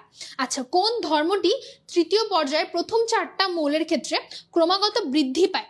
আচ্ছা এখানে আসো, প্রথম 4টার কথা বলছে, ঠিক আছে? প্রথম 4টার কথা বলছে, তাহলে পারমাণবিক ব্যাসার্ধ প্রথম 4টার ক্ষেত্রে বৃদ্ধি পাবে না, কমে যাবে। আয়নীকরণ শক্তি প্রথম 4টার দিকে, প্রথম 4টার ক্ষেত্রে কি হবে? আস্তে আস্তে আয়নীকরণ শক্তির ক্ষেত্রে যদিও বাড়বে, ঠিক আছে? এটাও কিন্তু বাড়বে, এটাও কিন্তু হয়, তুমি ডান থেকে বামে গেলে কিন্তু বাড়বে, আয়নীকরণ শক্তি বাড়বে। ধাতব ধর্ম কমে যাবে, তাই না? ধাতব ধর্ম আর পারমাণবিক ব্যাসার্ধ সেম। এখন কেন এটা খ নাম্বার হইল না, কেন এটা গ নাম্বার, কেন এটা খ হইল না, কেন এটা গ নাম্বার? কারণ এটা একটা ট্রিকি কোয়েশ্চেন, ঠিক আছে? এটা একটা বেশ ট্রিকি কোয়েশ্চেন। তাহলে এই যে বেশ ট্রিকি কোয়েশ্চেনটা যখন তুমি খ নাম্বারে আয়নীকরণ শক্তি দেখবা, তুমি কিন্তু ধুম করে আয়নীকরণ শক্তি দাগাই দিবা, কিন্তু এখানে প্যাচ আছে, সেটা হচ্ছে দেখো।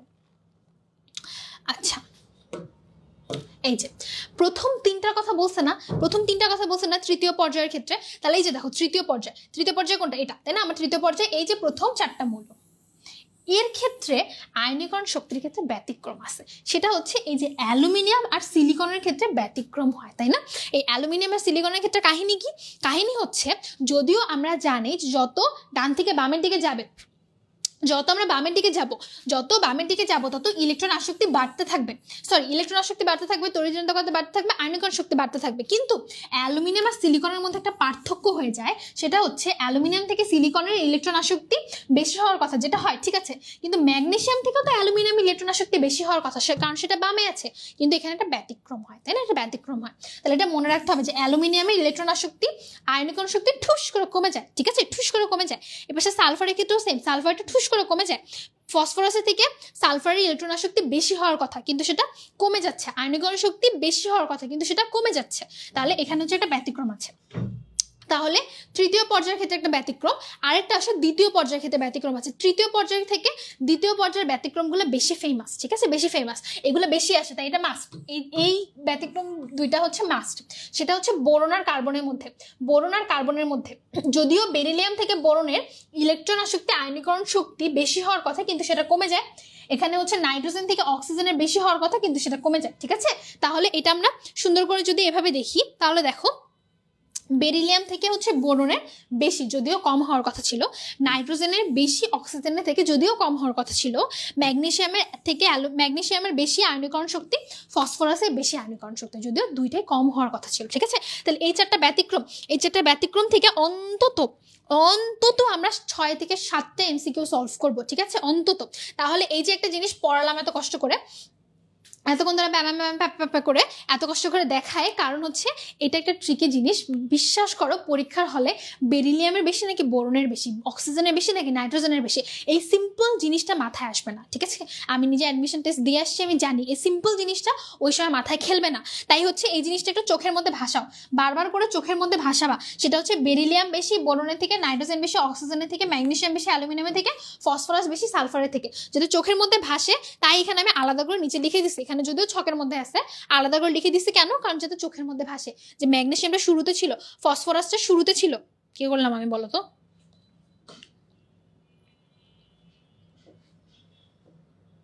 আচ্ছা আসছে। তারপরে হচ্ছে নাইট্রোজেনটা শুরুতে ছিল, বেরিলিয়ামটা শুরুতে ছিল, ঠিক আছে? তাহলে একটু দয়া করে এটা মনে রাখতে হবে, হ্যাঁ একটু মনে রাখতে হবে। আচ্ছা এখন আসো কই ছিলাম আমরা 43 পরে ফেলছি 44। আচ্ছা তাহলে দেখো এই যে আয়নীকরণ শক্তিতে কিন্তু ব্যতিক্রম আছে, তাই এখানে খ নাম্বার অ্যান্সার না, ঠিক আছে, তাই এখানে খ নাম্বার অ্যান্সার না। এটা একটু ট্রিকি কোয়েশ্চেন না, ভালো রকমের ট্রিকি কোয়েশ্চেন। আচ্ছা তাহলে হচ্ছে এর অ্যান্সার হচ্ছে মোলের গলনাঙ্ক।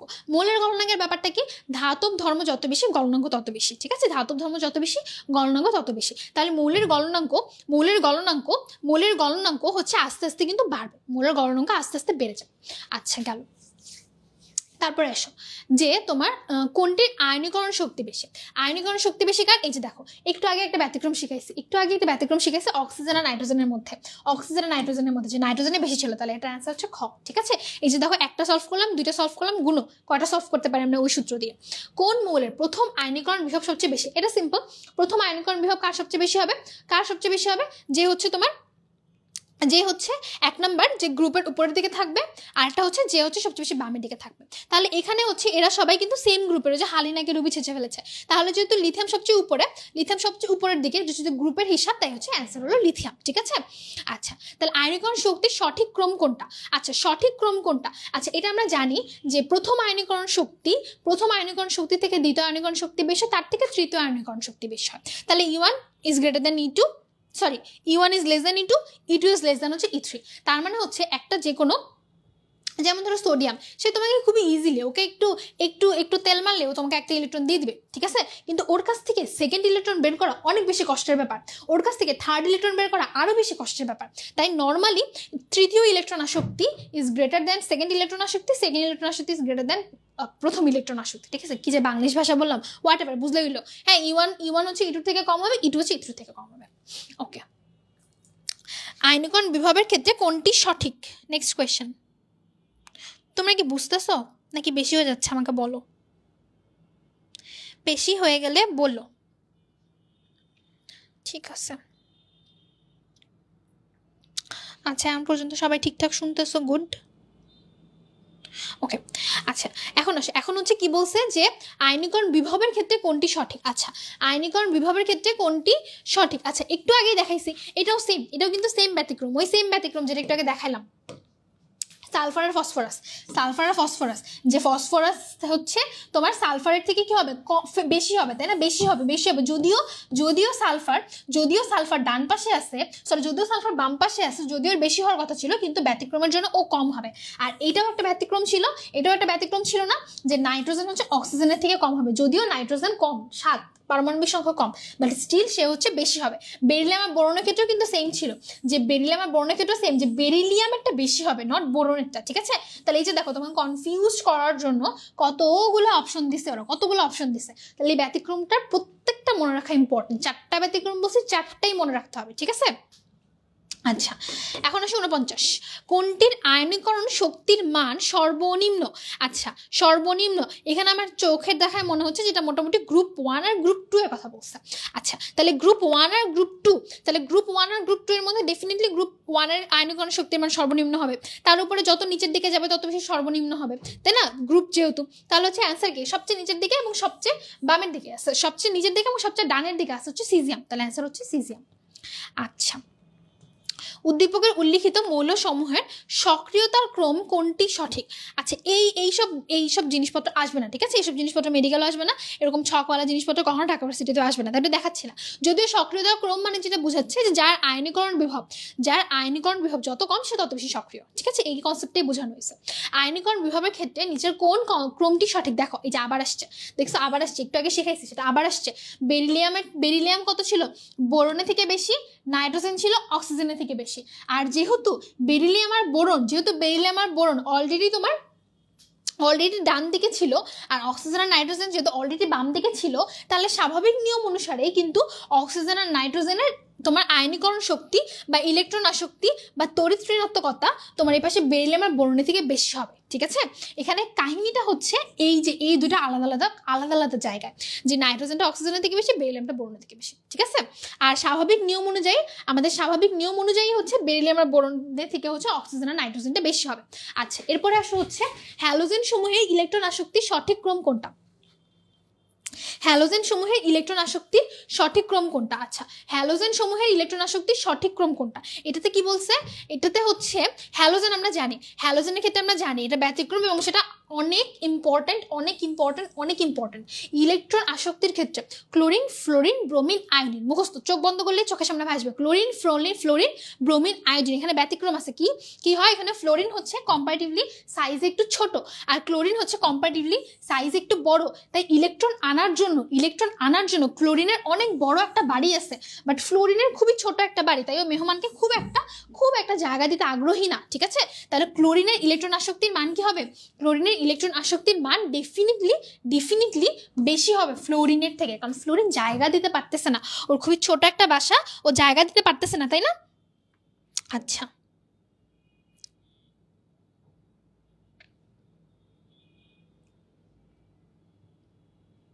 ওকে, তাহলে হচ্ছে এটা ক্লোরিন, ফ্লোরিন, ব্রোমিন, আয়োডিন হচ্ছে এটা ব্যতিক্রম। ঠিক আছে, এটা হচ্ছে ব্যতিক্রম।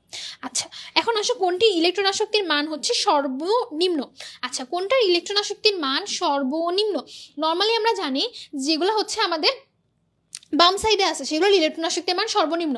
যত বেশি আমরা ডানের দিকে যাব, যত বেশি আমরা হচ্ছে বামের দিকে যাব, তত বেশি ইলেকট্রন আসক্তির মান বাড়তে থাকবে।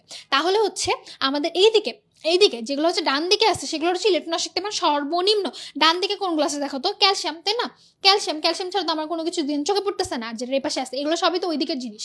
ফ্লোরিন, অক্সিজেন, সিলিকন সবই ওই দিকের জিনিস, ওদের ইলেকট্রন আসক্তির মান কিন্তু অনেক বেশি। আচ্ছা, আরেকটা ব্যাপার সেটা হচ্ছে লিখে দিছে এখানে, সেটা হচ্ছে ধাতুর ইলেকট্রন আসক্তি মান সবচেয়ে কম হয়। সিম্পল জিনিস, কারণ এস ব্লকের গুলাই তো ধাতু, ডানের গুলাই তো ধাতু, ওদের হচ্ছে ইলেকট্রন আসক্তি মান কম হবে। ঠিক আছে, একই কথা ঘুরে ফিরে।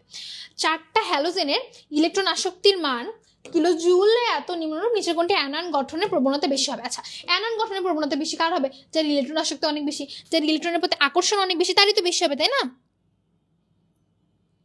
কি হইলো দেখতে পাচ্ছ না তোমরা? আচ্ছা, ঠিক আছে, তাহলে হচ্ছে যার ইলেকট্রন আসক্তির মান বেশি সে হচ্ছে বেশি ইলেকট্রন টানতে চাবে, সে বেশি ইলেকট্রন টানলে সে বেশি তাড়াতাড়ি অ্যানায়ন হবে এবং তার অ্যানায়ন গঠনের প্রবণতা বেশি হবে। ঠিক আছে, সিম্পল জিনিস, একই জিনিস তিনভাবে বলা। ঠিক আছে, একই জিনিস তিনভাবে বলা। তাহলে হচ্ছে এখানে আমরা একটু আগে পড়ে আসছি এই যে এই কোয়েশ্চেনটা, ক্লোরিনের ইলেকট্রন আসক্তির মান সবচেয়ে বেশি, এটাকে ঘুরায় এখানে জিজ্ঞেস করছে যে কার হচ্ছে অ্যানায়ন গঠনের প্রবণতা বেশি। সেম কোয়েশ্চেন, অ্যান্সার হচ্ছে ক্লোরিন। ওকে, আচ্ছা, কোনটি ইলেকট্রন আসক্তি সবচেয়ে বেশি? সেম জিনিস, ক্লোরিন। সেম ইলেকট্রন আসক্তি ক্ষেত্রে সেম। পাউলিং স্কেলে অক্সিজেনের তড়িৎ ঋণাত্মকতা মান কত আছে? এখানে একটা কথা আছে, সেটা হচ্ছে আমাদের কয়েকটা তড়িৎ ঋণাত্মকতা মান একটু মুখস্থ করতে হবে। এই যে দেখো, এই কয়েকটা তড়িৎ ঋণাত্মকতা মান একটু কষ্ট করে আমাদের মুখস্থ করতে হবে। এই দিক থেকে একটাই মাত্র, হাইড্রোজেন হচ্ছে 2.1। এখন দেখো যত আমরা এদিকে যাবো তত তড়িৎ ঋণাত্মকতা মান কি হবে? আস্তে আস্তে তড়িৎ ঋণাত্মকতা মান আস্তে আস্তে হচ্ছে বাড়বে, তাই না? আচ্ছা, হাইড্রোজেনের পরে পাশে হিলিয়াম আমার জানার দরকার নেই, আমার এটা জানতে হবে। এই বোরন 2, কার্বন 2.5, এটা আরেকভাবে মনে রাখা যায়, তুমি যে কোনো একটা মনে রাখো। ঠিক আছে, যেহেতু ফ্লোরিনটা অনেক বেশি কমন, তাই আমরা ফ্লোরিনটা মনে রাখি, এটাই বরং ভালো হয়। তাহলে ফ্লোরিনটা অনেক বেশি কমন, ফ্লোরিন হচ্ছে 4, এরপর তুমি 0.55 করে কমাতে থাকো, 3.5, 3, 2.5, 2। ওকে, তাহলে ফ্লোরিনটা মনে রাখলাম 4, আর ফ্লোরিন থেকে 0.5 করে কমাতে থাকলে বাকিগুলো সব চলে আসবে। এরপর আসে হচ্ছে ক্লোরিনটা মনে রাখতে হবে, ক্লোরিনটা হচ্ছে 3, ক্লোরিনেরটা হচ্ছে 3, আর হচ্ছে সালফারেরটা ওর থেকে 0.5 কম, আর হচ্ছে PRH, এটা একটা জিনিস, PRH আমরা পড়ছি না, পিএইচ এত পিএইচ এর ম্যাথ করবো আমরা সেকেন্ড পেপার সলভ করার সময় পিএইচ এর ম্যাথ করবো। তাহলে পিএইচ এর সাথে পড়ছো না, PRH সবসময় একসাথে থাকে, কাছাকাছি থাকে, তাহলে ওদের মানটাও সমান হবে। ঠিক আছে, একটু আগে হাইড্রোজেন পড়ছো 2.1, পিও হচ্ছে 2.1। ওকে, পিও হচ্ছে 2.1, সালফার হচ্ছে 2.5, ক্লোরিন হচ্ছে 3, কোনো বইয়ে 2.8 লেখা আছে, ওই জন্য 2.8 লেখা এখানে। ঠিক আছে, কোনো বইয়ে 2.8 লেখা, বাট মোস্ট অ্যাকসেপ্টেবল হচ্ছে 3। আমরা 3 দিয়েই সব রকম জিনিস সলভ করবো। ঠিক আছে, তাহলে এই কয়টা মান মনে থাকবে? আমাদের? বলো।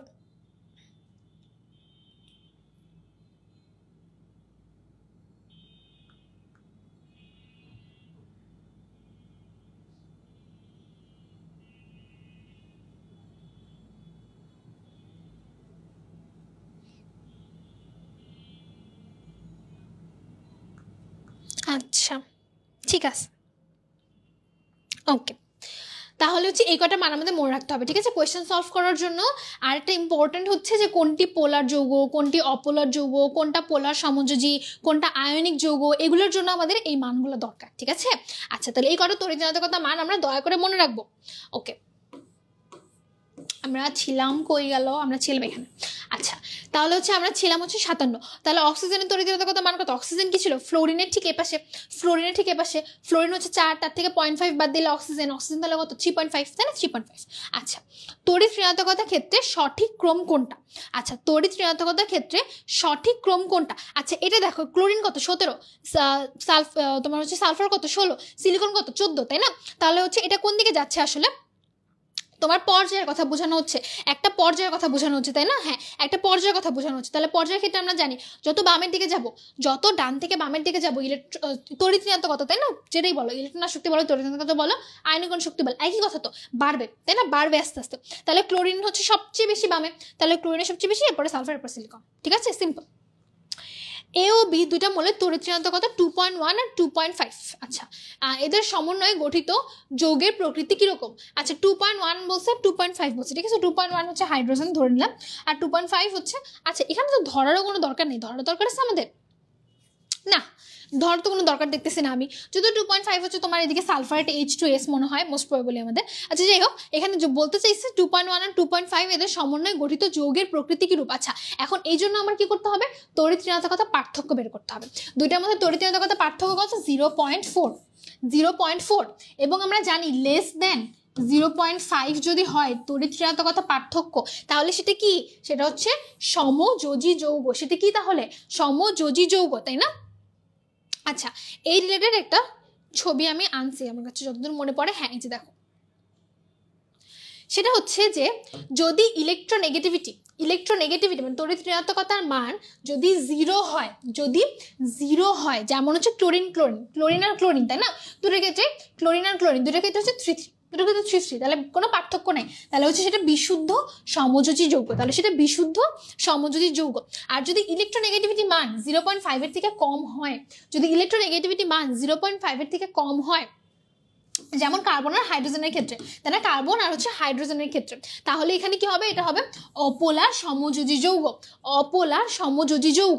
আচ্ছা, আর হচ্ছে যদি ইলেকট্রোনেগেটিভিটির মান 0.5 এর থেকে বেশি কিন্তু 1.7 এর থেকে কম হয়, 0.5 এর থেকে বেশি কিন্তু 1.7 এর থেকে কম হয়, যেমন ধর এটা কত? 2.1 আর অক্সিজেন কত? 3.5, তাহলে এটা কত হয়? এটা হয় হচ্ছে তোমার 1.4, তাই না? তাহলে এটা 1.7 এর থেকে কম, 0.5 এর থেকে বেশি, তাহলে এটা কি? এটা হচ্ছে সমযোজী বাট পোলার, সমযোজী বাট পোলার সমযোজী যৌগ। আর এটা হচ্ছে অপোলার সমযোজী যৌগ, আর এটা ছিল বিশুদ্ধ সমযোজী যৌগ। আমরা এখনো কিন্তু আয়নিকে যাইনি, তাহলে 1.7 পর্যন্ত কিন্তু সবই সমযোজী যৌগ। ঠিক আছে, সেটার মধ্যে ভাগ আছে বিশুদ্ধ নাকি অপোলার নাকি পোলার। আচ্ছা, এখন আসো, যদি 1.7 এর থেকে বেশি হয় ইলেকট্রোনেগেটিভিটি, অথবা 1.9 এর থেকে বেশি হয়, এটাই বেশি অ্যাকসেপ্টেবল। হ্যাঁ, 1.9 এর থেকে বেশি হয়, এটাই মোস্ট বইয়ে বলা আছে। তাহলে হচ্ছে আমার আয়নিক যৌগ হবে। যেমন ফ্লোরিন কত ছিল? 4, আর হাইড্রোজেন হচ্ছে কত ছিল? 2.1, তাহলে ওদের পার্থক্য কত? 2.1, তাহলে হচ্ছে 2.3 পার্থক্য, তাই না? 2.3 পার্থক্য। আচ্ছা, না কি হিসাব করতেছে এটা বলো তো? 3, হ্যাঁ ঠিকই তো আছে, কিন্তু এটা তো মিলতেছে না। আচ্ছা, এটা হচ্ছে 4, আচ্ছা এটা হচ্ছে 9, তাই না? এটা হচ্ছে তোমার 9 আর 1.9 পার্থক্য। হ্যাঁ সরি, 1.9 পার্থক্য। তাহলে 1.9 মানে কি? সেটা 1.9 মানে কি? সেটা আয়নিক। ঠিক আছে, আয়নিক। এই যে কয়েকটা জিনিস বললাম, বিশুদ্ধ সমযোজী, অপোলার সমযোজী, পোলার সমযোজী, আয়নিক, এটা দিয়ে এমসিকিউ সলভ করব।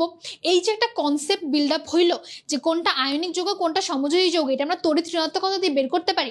এটা দিয়ে অনেক কিছু সলভ করতে পারবে। এটা দিয়ে তোমরা সিকিউব এর কনসেপ্ট ধরতে পারবা, এটা দিয়ে তোমরা অভিন্ন তথ্যভিত্তিক সলভ করতে পারবা, বহুপদী সলভ করতে পারবা। ঠিক আছে, তাহলে আমি যে কনসেপ্টগুলো আলাদা করে তোমাদের জন্য কষ্ট করে লিখা খুঁজে এক একটা জায়গা থেকে নিয়ে আসছি, এগুলো হচ্ছে কেন নিয়ে আসছি? এগুলো কোনোটাই শুধুমাত্র এমসিকিউ সলভ করার জন্য নিয়ে আসিনি। এগুলো both medical admission test, both HSC, both Dhaka varsity, both বুয়েটের প্রিলি কভার করবে। ঠিক আছে, শুধুমাত্র মেডিকেল অ্যাডমিশন টেস্টের জন্য অনুশীলনী সলভিং না, শুধুমাত্র মেডিকেল অ্যাডমিশন টেস্টের জন্য না। কেন আমরা এটাকে মেডিকেল অ্যাডমিশন টেস্ট স্পেসিফিক বলতে চাই? কেন? কারণ হচ্ছে মেডিকেল অ্যাডমিশন টেস্টে হাজারি স্যার থেকে হুবহু তুলে দেয়। ঠিক আছে, হুবহু তুলে দেয়। এই যে কনসেপ্ট সহ তোমাদেরকে বলতেছি, এটা বোর্ড কোশ্চেনে লাগবে না? অবশ্যই লাগবে, বোর্ড কোশ্চেনে লাগবে। এখান থেকে খ নাম্বার অ্যান্সার করতে পারবা, আল্লাহ দিলে ক নাম্বার অ্যান্সার করতে পারবা। ঘ এর সব কনসেপ্ট কাভার হয়ে যাচ্ছে, ডিইউ এর রিটার্ন কাভার হয়ে যাচ্ছে, ডিইউ এর এমসিকিউ কাভার হয়ে যাচ্ছে। ডিইউ থেকে কি এগুলো কনসেপ্ট থেকে আসে না? ডেফিনেটলি ডিফারেন্টলি আসে। আমি দেখাবো তোমাদেরকে যে ডিউ 21-22-এ হুবহু একটা হাজারি স্যারের কোয়েশ্চেন আসছে, হুবহু আসছে। যদি আমার তোমার কোয়েশ্চেন দেখে মনে পড়ে তাহলে বলে দেবে স্পেসিফিক্যালি, ঠিক আছে? না তোমরা নিজেরও দেখে নিতে পারো। বুয়েটের বুয়েটের রিটেনে ছোট ছোট যেগুলো কোয়েশ্চেন আসে কেমিস্ট্রি থেকে, সবগুলোর কনসেপ্ট হচ্ছে এই যে কনসেপ্টগুলো দেখাচ্ছি, এই বেসটি কনসেপ্ট, এর বাইরে কিচ্ছু না। ডিউ এর রিটেন এই কনসেপ্টের বাইরে কোনো কনসেপ্ট নাই, ঠিক আছে? ম্যাথের ব্যাপার আলাদা, বাট পড়াশোনার কনসেপ্ট এর বাইরে আর কিছু নাই। তাহলে কনসেপ্টগুলো একটু ভালো করে খেয়াল করতে হবে যদি আমরা both admission, medical admission, Dhaka varsity, BUET cover করতে চাই। ওকে, আচ্ছা এটা একটু পরে পড়বো আমরা। এখানে দেখি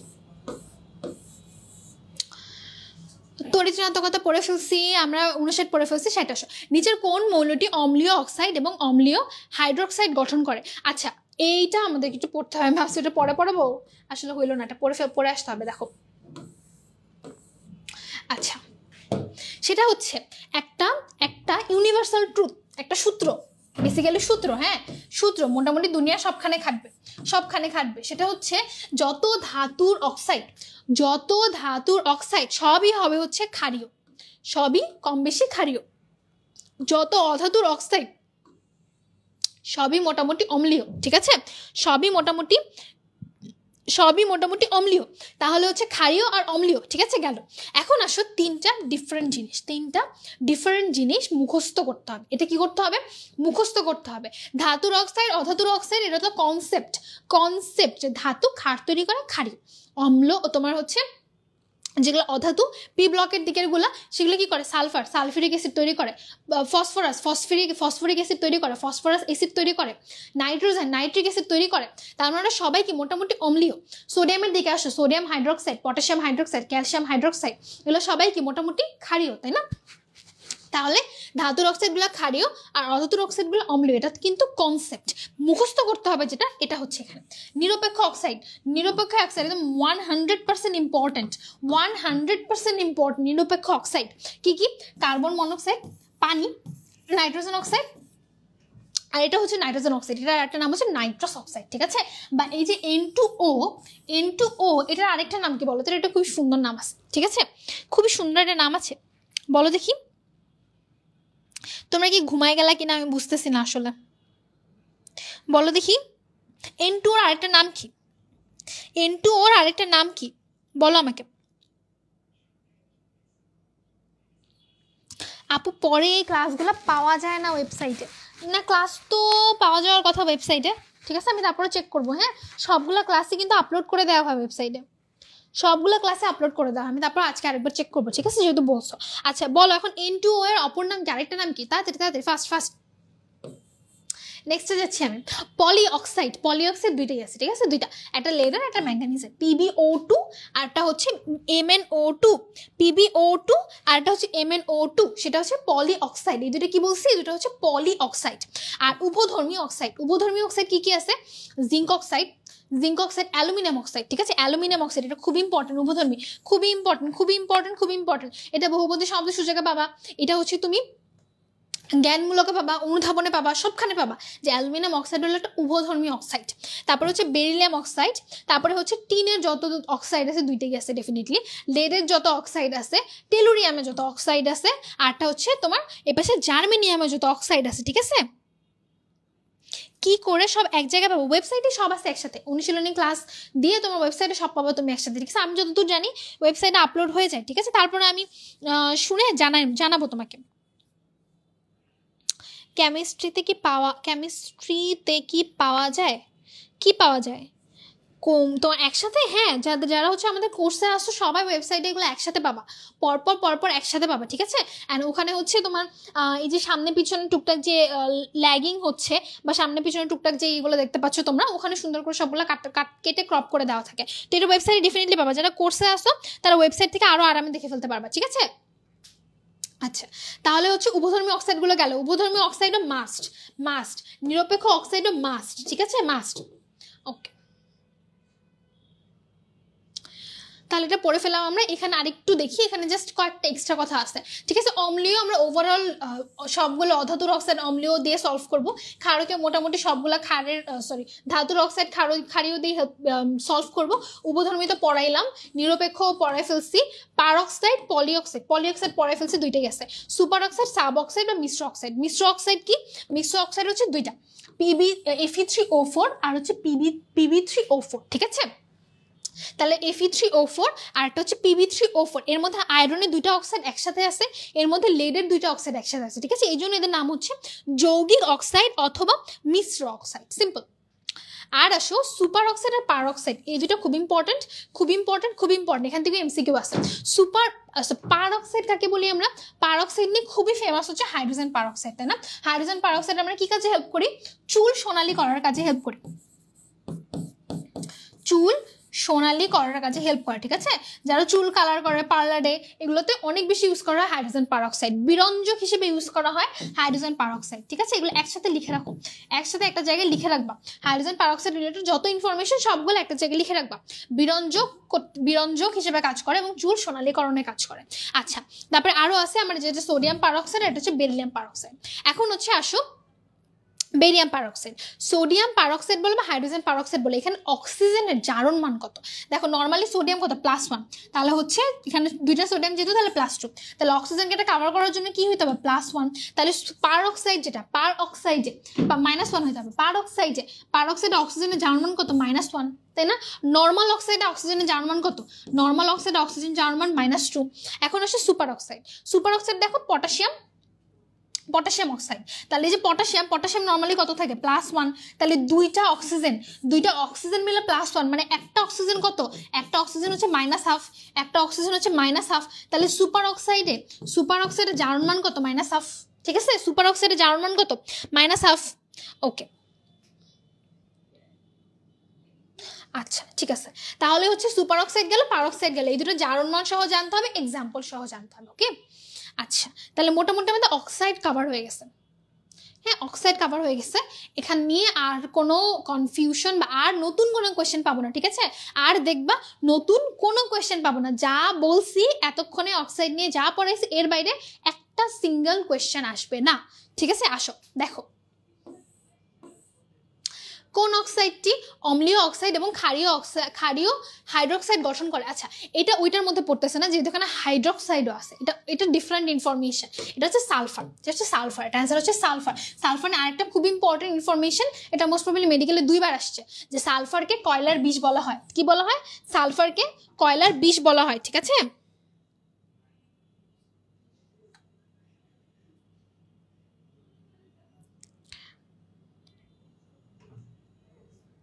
আচ্ছা, ঠিক আছে, এখন আসো, তাহলে গেল কয়লার বিষ। এরপর আসো কোন অক্সাইডটা অম্লধর্মী? দেখো অধাতু অম্লধর্মী, শেষ। সিলিকন অক্সাইড কোন ধর্মী? অধাতু অম্লধর্মী, শেষ। কোন অক্সাইডটা সবচেয়ে বেশি অম্লধর্মী?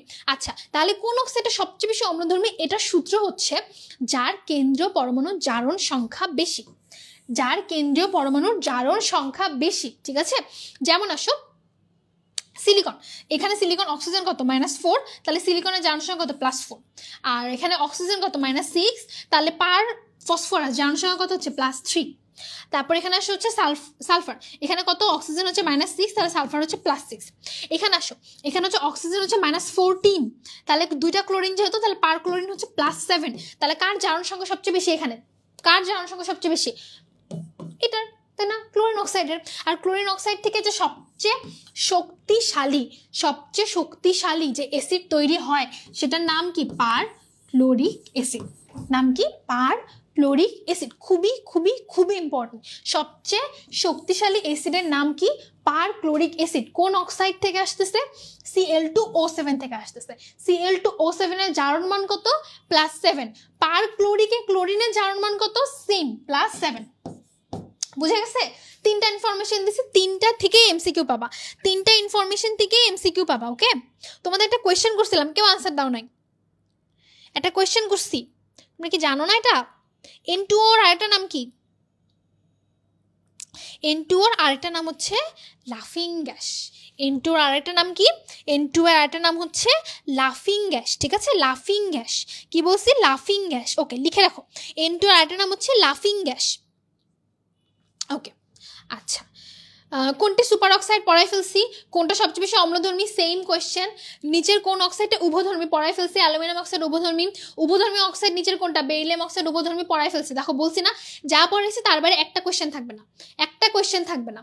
আচ্ছা, সালফার ডাইঅক্সাইড অণুর কেন্দ্রীয় পরমাণু সংকরণ অবস্থা কোনটা? আচ্ছা, এখন আসে আমরা হচ্ছে সংকরায়নে চলে আসছি, ঠিক আছে?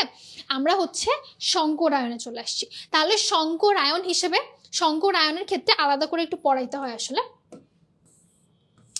একটু আমরা এখানে দেখি। হ্যাঁ, দেখো সংকরায়ন বের করব কিভাবে, সংকরায়ন বের করব কিভাবে, একটা সূত্র শিখাবো, একটা সূত্র শিখাবো। এটাতে কোনো মুখস্থ নাই, হাফ গুণ, এই বিয়োগ সেই বিয়োগ, অমুক বিয়োগ তমুক বিয়োগ, এত কিচ্ছু করতে হবে না।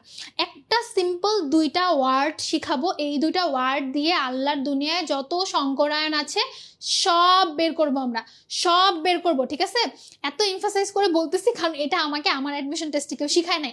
আমি সেই কষ্ট করে তোমাদের হাজারি স্যারের বইয়ে যেটা উদাহরণ দেওয়া আছে, হাফ ইন্টু কেন্দ্রীয় পরমাণুর অমুক তমুক ব্লাবলা, সেইটা দিয়েই সলভ করে আসছি। এবং সেটা দিয়ে অন্তত প্রত্যেকটা সংকরায়ন বের করতে মিনিমাম 45 সেকেন্ড সময় লাগে, মিনিমাম। তোমার কাছে পার কোয়েশ্চেন মেডিকেল অ্যাডমিশন টেস্টে টাইম হচ্ছে 36 সেকেন্ড। তুমি 36 সেকেন্ডে সেই সূত্র দিয়ে কিভাবে বের করবো আমাকে বলো? এটার জন্যই এই সিম্পল টেকনিক, খুবই সিম্পল টেকনিক, খুবই সিম্পল টেকনিক। জীবনে সংকরায়ন আর কঠিন লাগবে না, ঠিক আছে? জীবনে আর সংকরায়ন কঠিন লাগবে না। সেটা হচ্ছে দেখো, লোন পেয়ার, আবার লিখতেছি তোমাদের জন্য, লোন পেয়ার। আর হচ্ছে লোন পেয়ার মানে কি, মুক্ত ইলেকট্রন, সরি, লোন পেয়ার মানে হ্যাঁ, মুক্ত ইলেকট্রন যেই কয়টা আছে, মুক্ত ইলেকট্রন যেই কয়টা আছে তার সাথে মুক্ত জোড় ইলেকট্রন, অ্যাকচুয়ালি মুক্ত জোড় ইলেকট্রন যেই কয়টা আছে তার সাথে যৌগের যেই কয়টা সিগমা বন্ড আছে।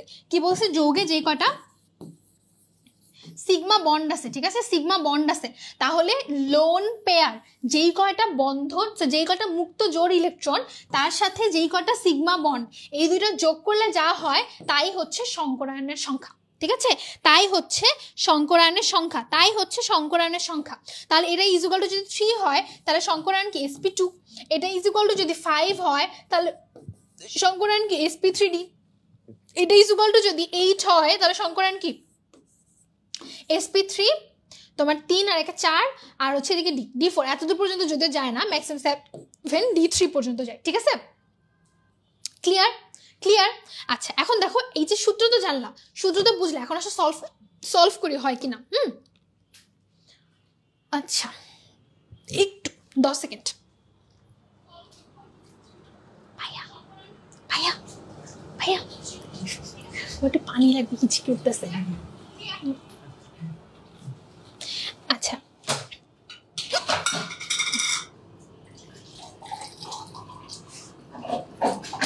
Thank you.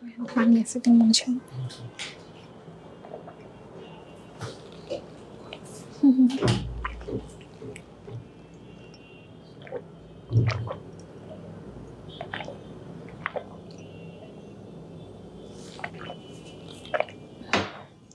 সরি, হ্যাঁ, হিচকি উঠতেছে আসলে। আচ্ছা, আসো, কইছিলাম 68 সালফার ডাইঅক্সাইড অণুর কেন্দ্রীয় পরমাণুর সংকরণ অবস্থা কি আছে। দেখো এখানে আমাদের এই সূত্র মিলে কিনা, তাই না? সূত্র মিলে কিনা? আচ্ছা দেখো, এখানে হচ্ছে তোমার মোটামুটি সালফার ডাইঅক্সাইড, তাই না? তাহলে সালফার কত? সালফার হচ্ছে 16। তাহলে হচ্ছে দুইটা হচ্ছে অক্সিজেনের সাথে বাইন্ড করতেছে, তাই না? দুইটা অক্সিজেনের সাথে বাইন্ড করতেছে। তাহলে সিম্পল, আগে দেখো এখানে বন্ড কয়টা, এখানে বন্ড কয়টা, সিগমা বন্ড কয়টা? সালফার আর হচ্ছে তোমার অক্সিজেন, তাই না? সালফার আর দুইটা অক্সিজেন, সিগমা বন্ড কয়টা? যদি এটা ডাবল বন্ড হয় তাহলে সিগমা বন্ড কয়টা? একটা সিগমা আর একটা পাই, একটা সিগমা একটা পাই, একটা সিগমা একটা পাই, ডাবল বন্ড যেহেতু, তাহলে একটা সিগমা একটা পাই। তাহলে এখানে সিগমা বন্ড কয়টা? সিগমা বন্ড হচ্ছে 2টা, ঠিক আছে? এই যে সিগমা বন্ড হচ্ছে 2টা, তাহলে 2টা হচ্ছে সিগমা বন্ড। এরপরে আসলে লোন পেয়ার কয়টা আছে? লোন পেয়ার কয়টা? নর্মালি হচ্ছে সালফার কত? 2 8 আর হচ্ছে 6, তাই না? 2 8 আর 6, যেহেতু দুই পাশে দুইটা করে হাত ইউজ করে ফেলছে, মানে ও 4টা ইলেকট্রন ইউজ করে ফেলছে অলরেডি। তাহলে আর বাকি থাকলো কয়টা? 2টা। তাহলে এখানে হচ্ছে 2টা দুইটা ইলেকট্রন থেকে যাচ্ছে, আর আমি বলছি মুক্ত জোড় ইলেকট্রন কয়টা, তার মানে জোড়া কয়টা, একটা, এক জোড়া, তাহলে এক জোড়া ইজ ইকুয়াল টু কি 3 মানে কি এটা sp2। অ্যান্সার মিলে কই গেল sp2। ঠিক আছে, ঠিক আছে, বুঝে গেছে, বুঝে গেছে? খুব কঠিন লাগে? খুব কঠিন লাগে? আচ্ছা ঠিক আছে, আরেকটু চেষ্টা করি আমরা, আর বাকিগুলো হয় কিনা দেখো। NH4+ আয়নে কেন্দ্রীয় পরমাণুর সংকরণ কোন টাইপের? আচ্ছা NH4+ আয়ন, এটা একটু কাহিনী আছে। NH4+ আয়ন নিয়ে অনেক কোয়েশ্চেন আসে, ঠিক আছে, অনেক কোয়েশ্চেন আসে। কেন? ডেফিনেটলি এখানে কোনো প্যাচ আছে তাই কোয়েশ্চেন আসে, তাই না? এই যে এখানে তিনটা জিনিস স্পেসিফাই করে দেওয়া, বিশ্বাস করো এই যে এখানে তিনটা লাইন লিখা, এই তিনটা যে কত বড় লাইফ সেভিং তিনটা লাইন, কত বড় যে লাইফ সেভিং তিনটা লাইন, একটু পরে দেখবা। অ্যামোনিয়া আর হচ্ছে NH4, অ্যামোনিয়া আর NH4 দুইটার ক্ষেত্রে সংকরায়ন হচ্ছে sp3। কি বলছি? দুইটার ক্ষেত্রে সংকরায়ন হচ্ছে sp3। এরপর আসে হচ্ছে পানি আর হাইড্রোনিয়াম আয়ন, পানি আর হাইড্রোনিয়াম আয়ন দুইটার ক্ষেত্রে সংকরায়ন হচ্ছে sp3, দুইটার ক্ষেত্রে সংকরায়ন হচ্ছে sp3। কিন্তু একটা জিনিস খেয়াল করতে হবে, সেটা কি? সেটা হচ্ছে অ্যামোনিয়াম আয়ন আর হাইড্রোনিয়াম আয়ন কিভাবে হয়েছে? একটা সন্নিবেশ বন্ধন দিয়ে। কিভাবে হয়েছে? একটা সন্নিবেশ বন্ধন দিয়ে। তাই যদিও এই দুটার সংকরায়ন সেম, কিন্তু আকার কিন্তু সেম না,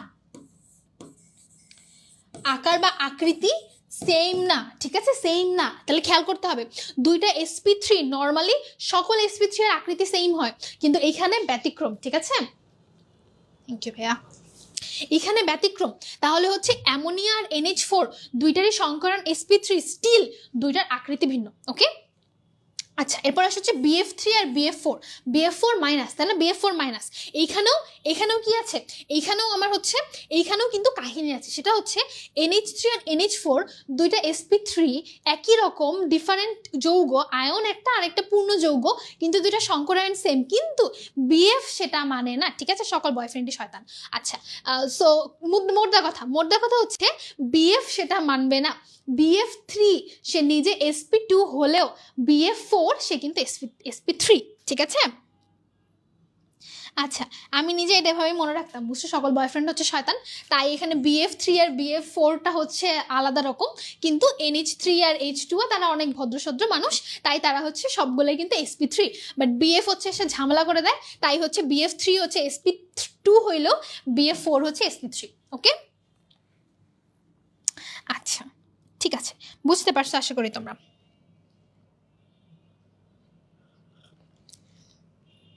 ওকে, আজকে অনেক টাইম হয়ে গেছে, অবশ্যই 10:30 বেজে গেছে। ওকে, চেষ্টা করবো আমি, হ্যাঁ, যতখানি শেষ করা যায় আজকে, আর বাকিটুকু আজকে পুরোটা শেষ করতে গেলে আমার আরো 2-3 ঘন্টা সময় লাগবে, আসলে প্রায় 2 ঘন্টা সময় লাগবে মিনিমাম, ঠিক আছে, আমি 10-এ করলেও মিনিমাম 2 ঘন্টা সময় লাগবে। এখনই বেজে গেছে অলমোস্ট 10:30, আমি হচ্ছে আর 20 মিনিট পড়াবো, তারপরে আমরা নেক্সট ক্লাসে এটাও শেষ করে ফেলবো। আচ্ছা ওকে,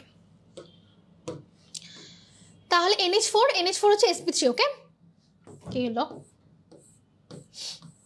এগুলো আমরা সব পড়ে ফেলছি। এরপর আসো, জেনন ফ্লোরাইড অণুর কেন্দ্রীয় পরমাণুতে কোন প্রকারের সংকরণ ঘটে? হ্যাঁ, এখানে সুন্দর একটা জিনিস আছে, দেখো। আচ্ছা দেখো, আমরা যা পড়ছি তাই, ঠিক আছে, আমরা যা পড়ছি তাই, ওই সূত্র দিয়ে সব মিলবে আল্লাহর দুনিয়ায়। জেনন আর হচ্ছে ফ্লোরিন। জেনন কি? জেনন হচ্ছে আমার একটা নিষ্ক্রিয় গ্যাস, তাহলে ওর সর্বশেষ শক্তি স্তর ডেফিনেটলি 8টা থাকবে, তাই না, ডেফিনেটলি 8টা থাকবে। তাহলে এখানে দেখো সে হচ্ছে দুইটা ফ্লোরিনকে ওর 2টা ইলেকট্রন দিয়ে দিল, তারপরে ওর মধ্যে কি 6টা থাকবে বাকি, 6টা মানে কি 3 জোড়া ইলেকট্রন, তার মানে লোন পেয়ার কত? 3, লোন পেয়ার 3। আর এখানে সিগমা বন্ড কি? 2টা ফ্লোরিনের সাথে 2টা সিগমা বন্ড, তাহলে কি 3 + 2 = 5, 5 মানে কি sp3d, ঠিক আছে, সিম্পল। এর থেকে সিম্পল সংকরায়ন এই দুনিয়াতে আর কেউ দেখাতে পারবে না, এর থেকে সিম্পলি সংকরায়ন বের করা এই দুনিয়াতে আর কেউ দেখাতে পারবে না, ঠিক আছে। আচ্ছা এরপর আসে হচ্ছে জেনন ফ্লোরাইড। জেনন নর্মালি 8, সে হচ্ছে 4টা দিয়ে ফেলছে, তার মানে এখানে সিগমা বন্ড কয়টা? 4টা, আর হচ্ছে লোন পেয়ার কয়টা? 2টা, তাহলে 4 2 6, 4 2 6 মানে কি sp3d2। জেনন ফ্লোরাইড নর্মালি 8টা, সে 6টা ইলেকট্রন দিয়ে ফেলছে, তার মানে 6টা বন্ধন, তার মানে সিগমা বন্ড 6টা, ওর বাকি থাকবে হচ্ছে মাত্র 2টা, মানে মুক্ত জোড় হচ্ছে একটা, তাহলে হচ্ছে 7, 7 মানে কি sp3d3, ঠিক আছে। ওকে, আচ্ছা তাহলে এখন হচ্ছে আকৃতিগুলোর দিকে একটু তাকাও। জেনন ফ্লোরাইড জেনন ফ্লোরাইড কি sp3d, তাই না? জেনন ফ্লোরাইড হচ্ছে sp3d, এটা হচ্ছে sp3d2 জেনন, সবই তো ফ্লোরাইড আসলে, এটা হচ্ছে ডাই, এটা টেট্রা, আর ওটা হচ্ছে হেক্সা। যাই হোক, তো এটা হচ্ছে আমার সমতলীয় বর্গাকার, ঠিক আছে? এটা হচ্ছে সমতলীয় বর্গাকার, এটা হচ্ছে সমতলীয় বর্গাকার। আর জেনন ফ্লোরাইডটা দুই পাশে এরকম করে থাকে, ঠিক আছে? দুই পাশে এরকম করে থাকে, এটা কি সরল রৈখিক। আর হচ্ছে জেনন হেক্সা, যেটা হেক্সা হচ্ছে পঞ্চভুজীয় দ্বি পিরামিড, ঠিক আছে? এগুলো কিন্তু এক্সেপশনাল জিনিস, এগুলো হচ্ছে এক্সেপশনাল জিনিস। এই যে একই সাথে জেননের তিনটা জিনিস, একই সাথে তিনটা আকার, এটা কোথাও লেখা নাই, ঠিক আছে? এটা অবশ্যই নোট করে ফেলতে হবে, অবশ্যই এটা নোট করে ফেলতে হবে, ঠিক আছে? অবশ্যই নোট করে ফেলতে হবে, পিডিএফ তোমরা লিঙ্কে পেয়ে যাবে, এগুলো অবশ্যই নোট করে ফেলতে হবে। আচ্ছা, এখন আসে ফাজানের আগে আমরা সংকরণটা শেষ করে আসি। আচ্ছা, এরপরে আসা হচ্ছে আমাদের কোথায় ছিলাম জানি আমরা, জেনন ফ্লোরাইড আমরা পড়ে ফেলছি sp3d, তাই না? আচ্ছা, গ্রাফাইটে কোন ধরনের সংকরণ ঘটে? খুব ইম্পর্টেন্ট। গ্রাফাইট হচ্ছে sp2, হিরক হচ্ছে sp3, ঠিক আছে? হীরার দাম অনেক বেশি না, তাই হচ্ছে ও p3, ঠিক আছে? ও হচ্ছে p3। আর যেহেতু গ্রাফাইট পেন্সিল একটু কম দাম, তাই না? তাই হচ্ছে sp2, ঠিক আছে? ভাবে মনে রাখবো আমরা sp2 আর sp3, তাহলে sp2 আর sp3, হীরার দাম বেশি তাই তার সংকরায়নে বেশি sp3, গ্রাফাইটের দাম কম সংকরায়ন কম sp2, ওকে?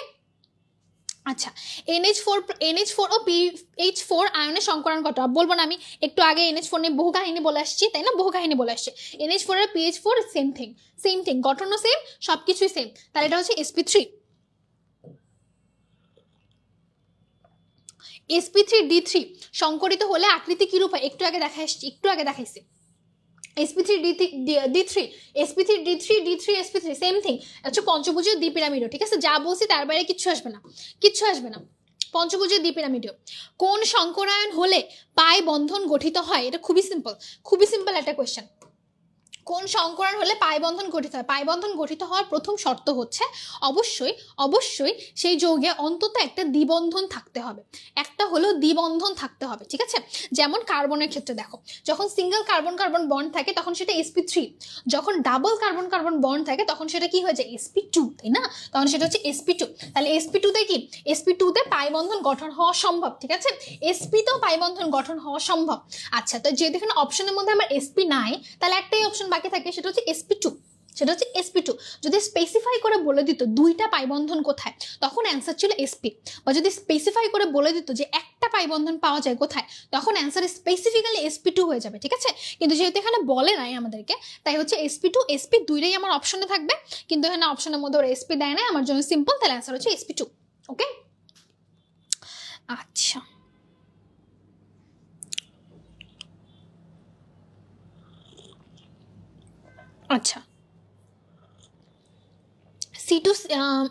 C2H2 একটু আগেই বলতেছিলাম এটা নিয়ে, সেটা হচ্ছে C2H2 কি? C2H2 আসলে একটা অ্যালকাইন, তাই না? অ্যালকাইন মানে কি? অ্যালকাইন মানে তিনটা বন্ধন, তিনটা বন্ধন মানে কি? দুইটা পাই বন্ধন, একটা সিগমা বন্ধন, এবং তিনটা বন্ধন মানে সেটা সংকরণ কি? sp, তিনটা বন্ধন মানে সেটা সংকরণ sp মানেই কি? ওর বন্ধন কোণ 180 ডিগ্রি মানেই কি? ওর হচ্ছে আকৃতি হচ্ছে সরলরৈখিক, ঠিক আছে? তাহলে এই কথাগুলো পাশাপাশি পড়ে ফেলতে হবে। sp3 সংকরিত যৌগ নয় কোনটা? আচ্ছা, sp3 সংকরিত যৌগ নয় কোনটা? দেখো, আসলে আমাদের সূত্র দিয়ে মেলানোর চেষ্টা করি। BF3 বোরন কি? বোরন হচ্ছে 5, তাই না? বোরন হচ্ছে আমার 5, তাহলে ওর সর্বশেষ শক্তি স্তরে কয়টা আছে? সর্বশেষ শক্তি স্তরে ইলেকট্রন আছে হচ্ছে 3টা, তাহলে হচ্ছে 3টাই ওর ফ্লোরিনের সাথে বাইন্ড করে ফেলছে, তাহলে হচ্ছে 3টা সিগমা বন্ড। ওর কোনো লোন পেয়ার আছে? কোনো লোন পেয়ার নাই, ওর সর্বশেষ শক্তি স্তরে তো ইলেকট্রনই 3টাই ফ্লোরিনের সাথে সিগমা বন্ড করে ফেলছে, ওর কোনো লোন পেয়ার নাই, তাহলে এখানে হচ্ছে 3, তাহলে 3 মানে কি? এটা হচ্ছে sp2 চাইছে কি আমার কাছে? আচ্ছা, 3 মানে হচ্ছে sp2, হ্যাঁ, তাহলে হ্যাঁ, আচ্ছা, চাইছে হচ্ছে কোনটা নয়, তাহলে তো ঠিক আছে, অ্যান্সার হচ্ছে ক, কারণ ক কি? ক হচ্ছে sp2। বাকিগুলো আসলে মিলে কিনা? অ্যামোনিয়ার ক্ষেত্রে কি? অ্যামোনিয়া হচ্ছে তোমার নাইট্রোজেন হচ্ছে 7, তাই না? তাহলে হচ্ছে তোমার 2 আর হচ্ছে 5, এই 5টার মধ্যে 3টার সাথে হচ্ছে সিগমা বন্ড করে ফেলছে, তাহলে 3, আর হচ্ছে 2টা থেকে গেল, তার মানে এক জোড়া লোন পেয়ার আছে, তার মানে এটা কি? 4 মানে কি? এটা sp3। আচ্ছা পানির ক্ষেত্রে আসো, অক্সিজেন, তাই না? অক্সিজেন কত? 2 আর 6, তাহলে হচ্ছে 6টার মধ্যে 2টা ইলেকট্রন সে দিয়ে হাইড্রোজেনের সাথে বাইন্ড করছে, মানে 2টা সিগমা বন্ড যেখানে, আর হচ্ছে ওর আরো 2 জনের লোন পেয়ার আছে, তাহলে আরো 2 জনের লোন পেয়ার মানে কত? 4 মানে কি? sp3। মিথেনে কি কার্বন হচ্ছে তোমার 2 আর 4, 4টার মধ্যে হচ্ছে 4টা দিয়ে এসে হাইড্রোজেনের সাথে সিগমা বন্ড করে ফেলছে, তাহলে কি 4 মানে কি? sp3। মিলছে বলো? এর থেকে সহজে আর এর থেকে আরো ফাস্ট ওয়েতে অন্য কোনোভাবে সংকরায়ন বের করা সম্ভব না, ঠিক আছে? অন্য কোনোভাবে এর থেকে ফাস্টেস্ট ওয়েতে সংকরায়ন বের করা সম্ভব না। আচ্ছা,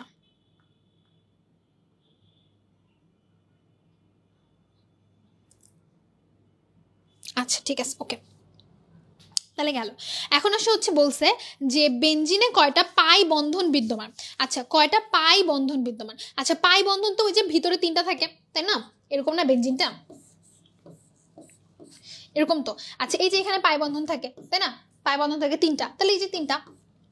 সিগমা বন্ধন যদি বলতো সিগমা বন্ধন, তাহলে কিন্তু জিনিসটা ভিন্ন হইতো, কারণ এখানে কার্বন আছে 6টা কার্বনের নিজেদের মধ্যে 6টা সিগমা বন্ধন আছে, প্লাস এখানে হাইড্রোজেন আছে, কিন্তু হাইড্রোজেন আছে, তাহলে হাইড্রোজেনের সাথে 6টা সিগমা বন্ধন আছে, তাহলে টোটাল সিগমা বন্ধন 12টা, টোটাল পাই বন্ধন হচ্ছে 3টা। ওকে, টোটাল সিগমা বন্ধন 12টা, কিন্তু টোটাল পাই বন্ধন হচ্ছে 3টা। ওকে, আচ্ছা, ইথিলিনে কার্বন কি সংকরায়ন বিদ্যমান? ইথিলিন, আচ্ছা ইথিলিন আর এটা তো সেম জিনিস, তাই না? আচ্ছা, ও সরি, ইথিলিন না, ইথিলিন এটা সেম জিনিস না।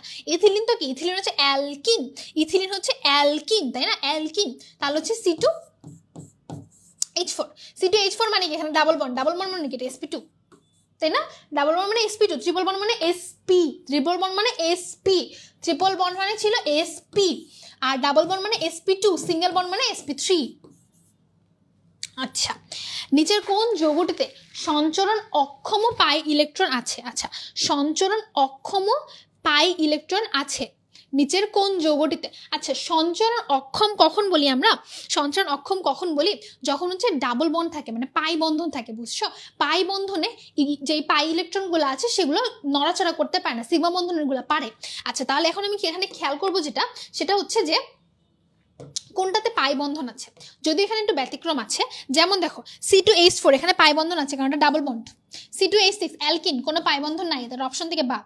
C6H6 এখানে পাই বন্ধন আছে, কিন্তু বেনজিনের কিন্তু অনুরণন ক্ষমতা আছে, অনুরণন ক্ষমতা মানে ওর পাই ইলেকট্রনগুলো নড়াচড়া করে। তাই তো কখনো হচ্ছে আমরা বেনজিনকে এরকম করে আঁকি, আবার কখনো হচ্ছে আমরা বেনজিনকে এরকম করে আঁকি, তাই না? কারণ ওর পাই বন্ধনগুলো নড়াচড়া করতে পারে, এটাকে কি বলে? অনুরণন বলে। তাহলে গ হচ্ছে ঠিক আছে, পাই ইলেকট্রন আছে এবং সেটা সঞ্চরণে সক্ষম। C3H8 কি? অ্যালকেন, তাই না? অ্যালকেন। আচ্ছা,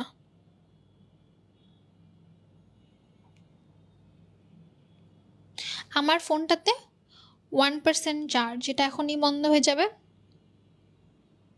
আচ্ছা, সমস্যা নাই। ওকে, আচ্ছা, এরপর আসো, নিচের কোনটি সন্নিবেশ বন্ধন গঠন করে না? আচ্ছা, সন্নিবেশ বন্ধন গঠন করার জন্য কি লাগবে? আমার ফাঁকা ডি অরবিটাল লাগবে, তাই না? ফাঁকা ডি অরবিটাল লাগবে। আচ্ছা, এর মধ্যে হচ্ছে সন্নিবেশ বন্ধন গঠন করে না কোনটা? আমরা একটু আগে ওটা পড়ে আসছি, কার্বন টেট্রাক্লোরাইড। কেন না? কারণ ওর হচ্ছে কোনো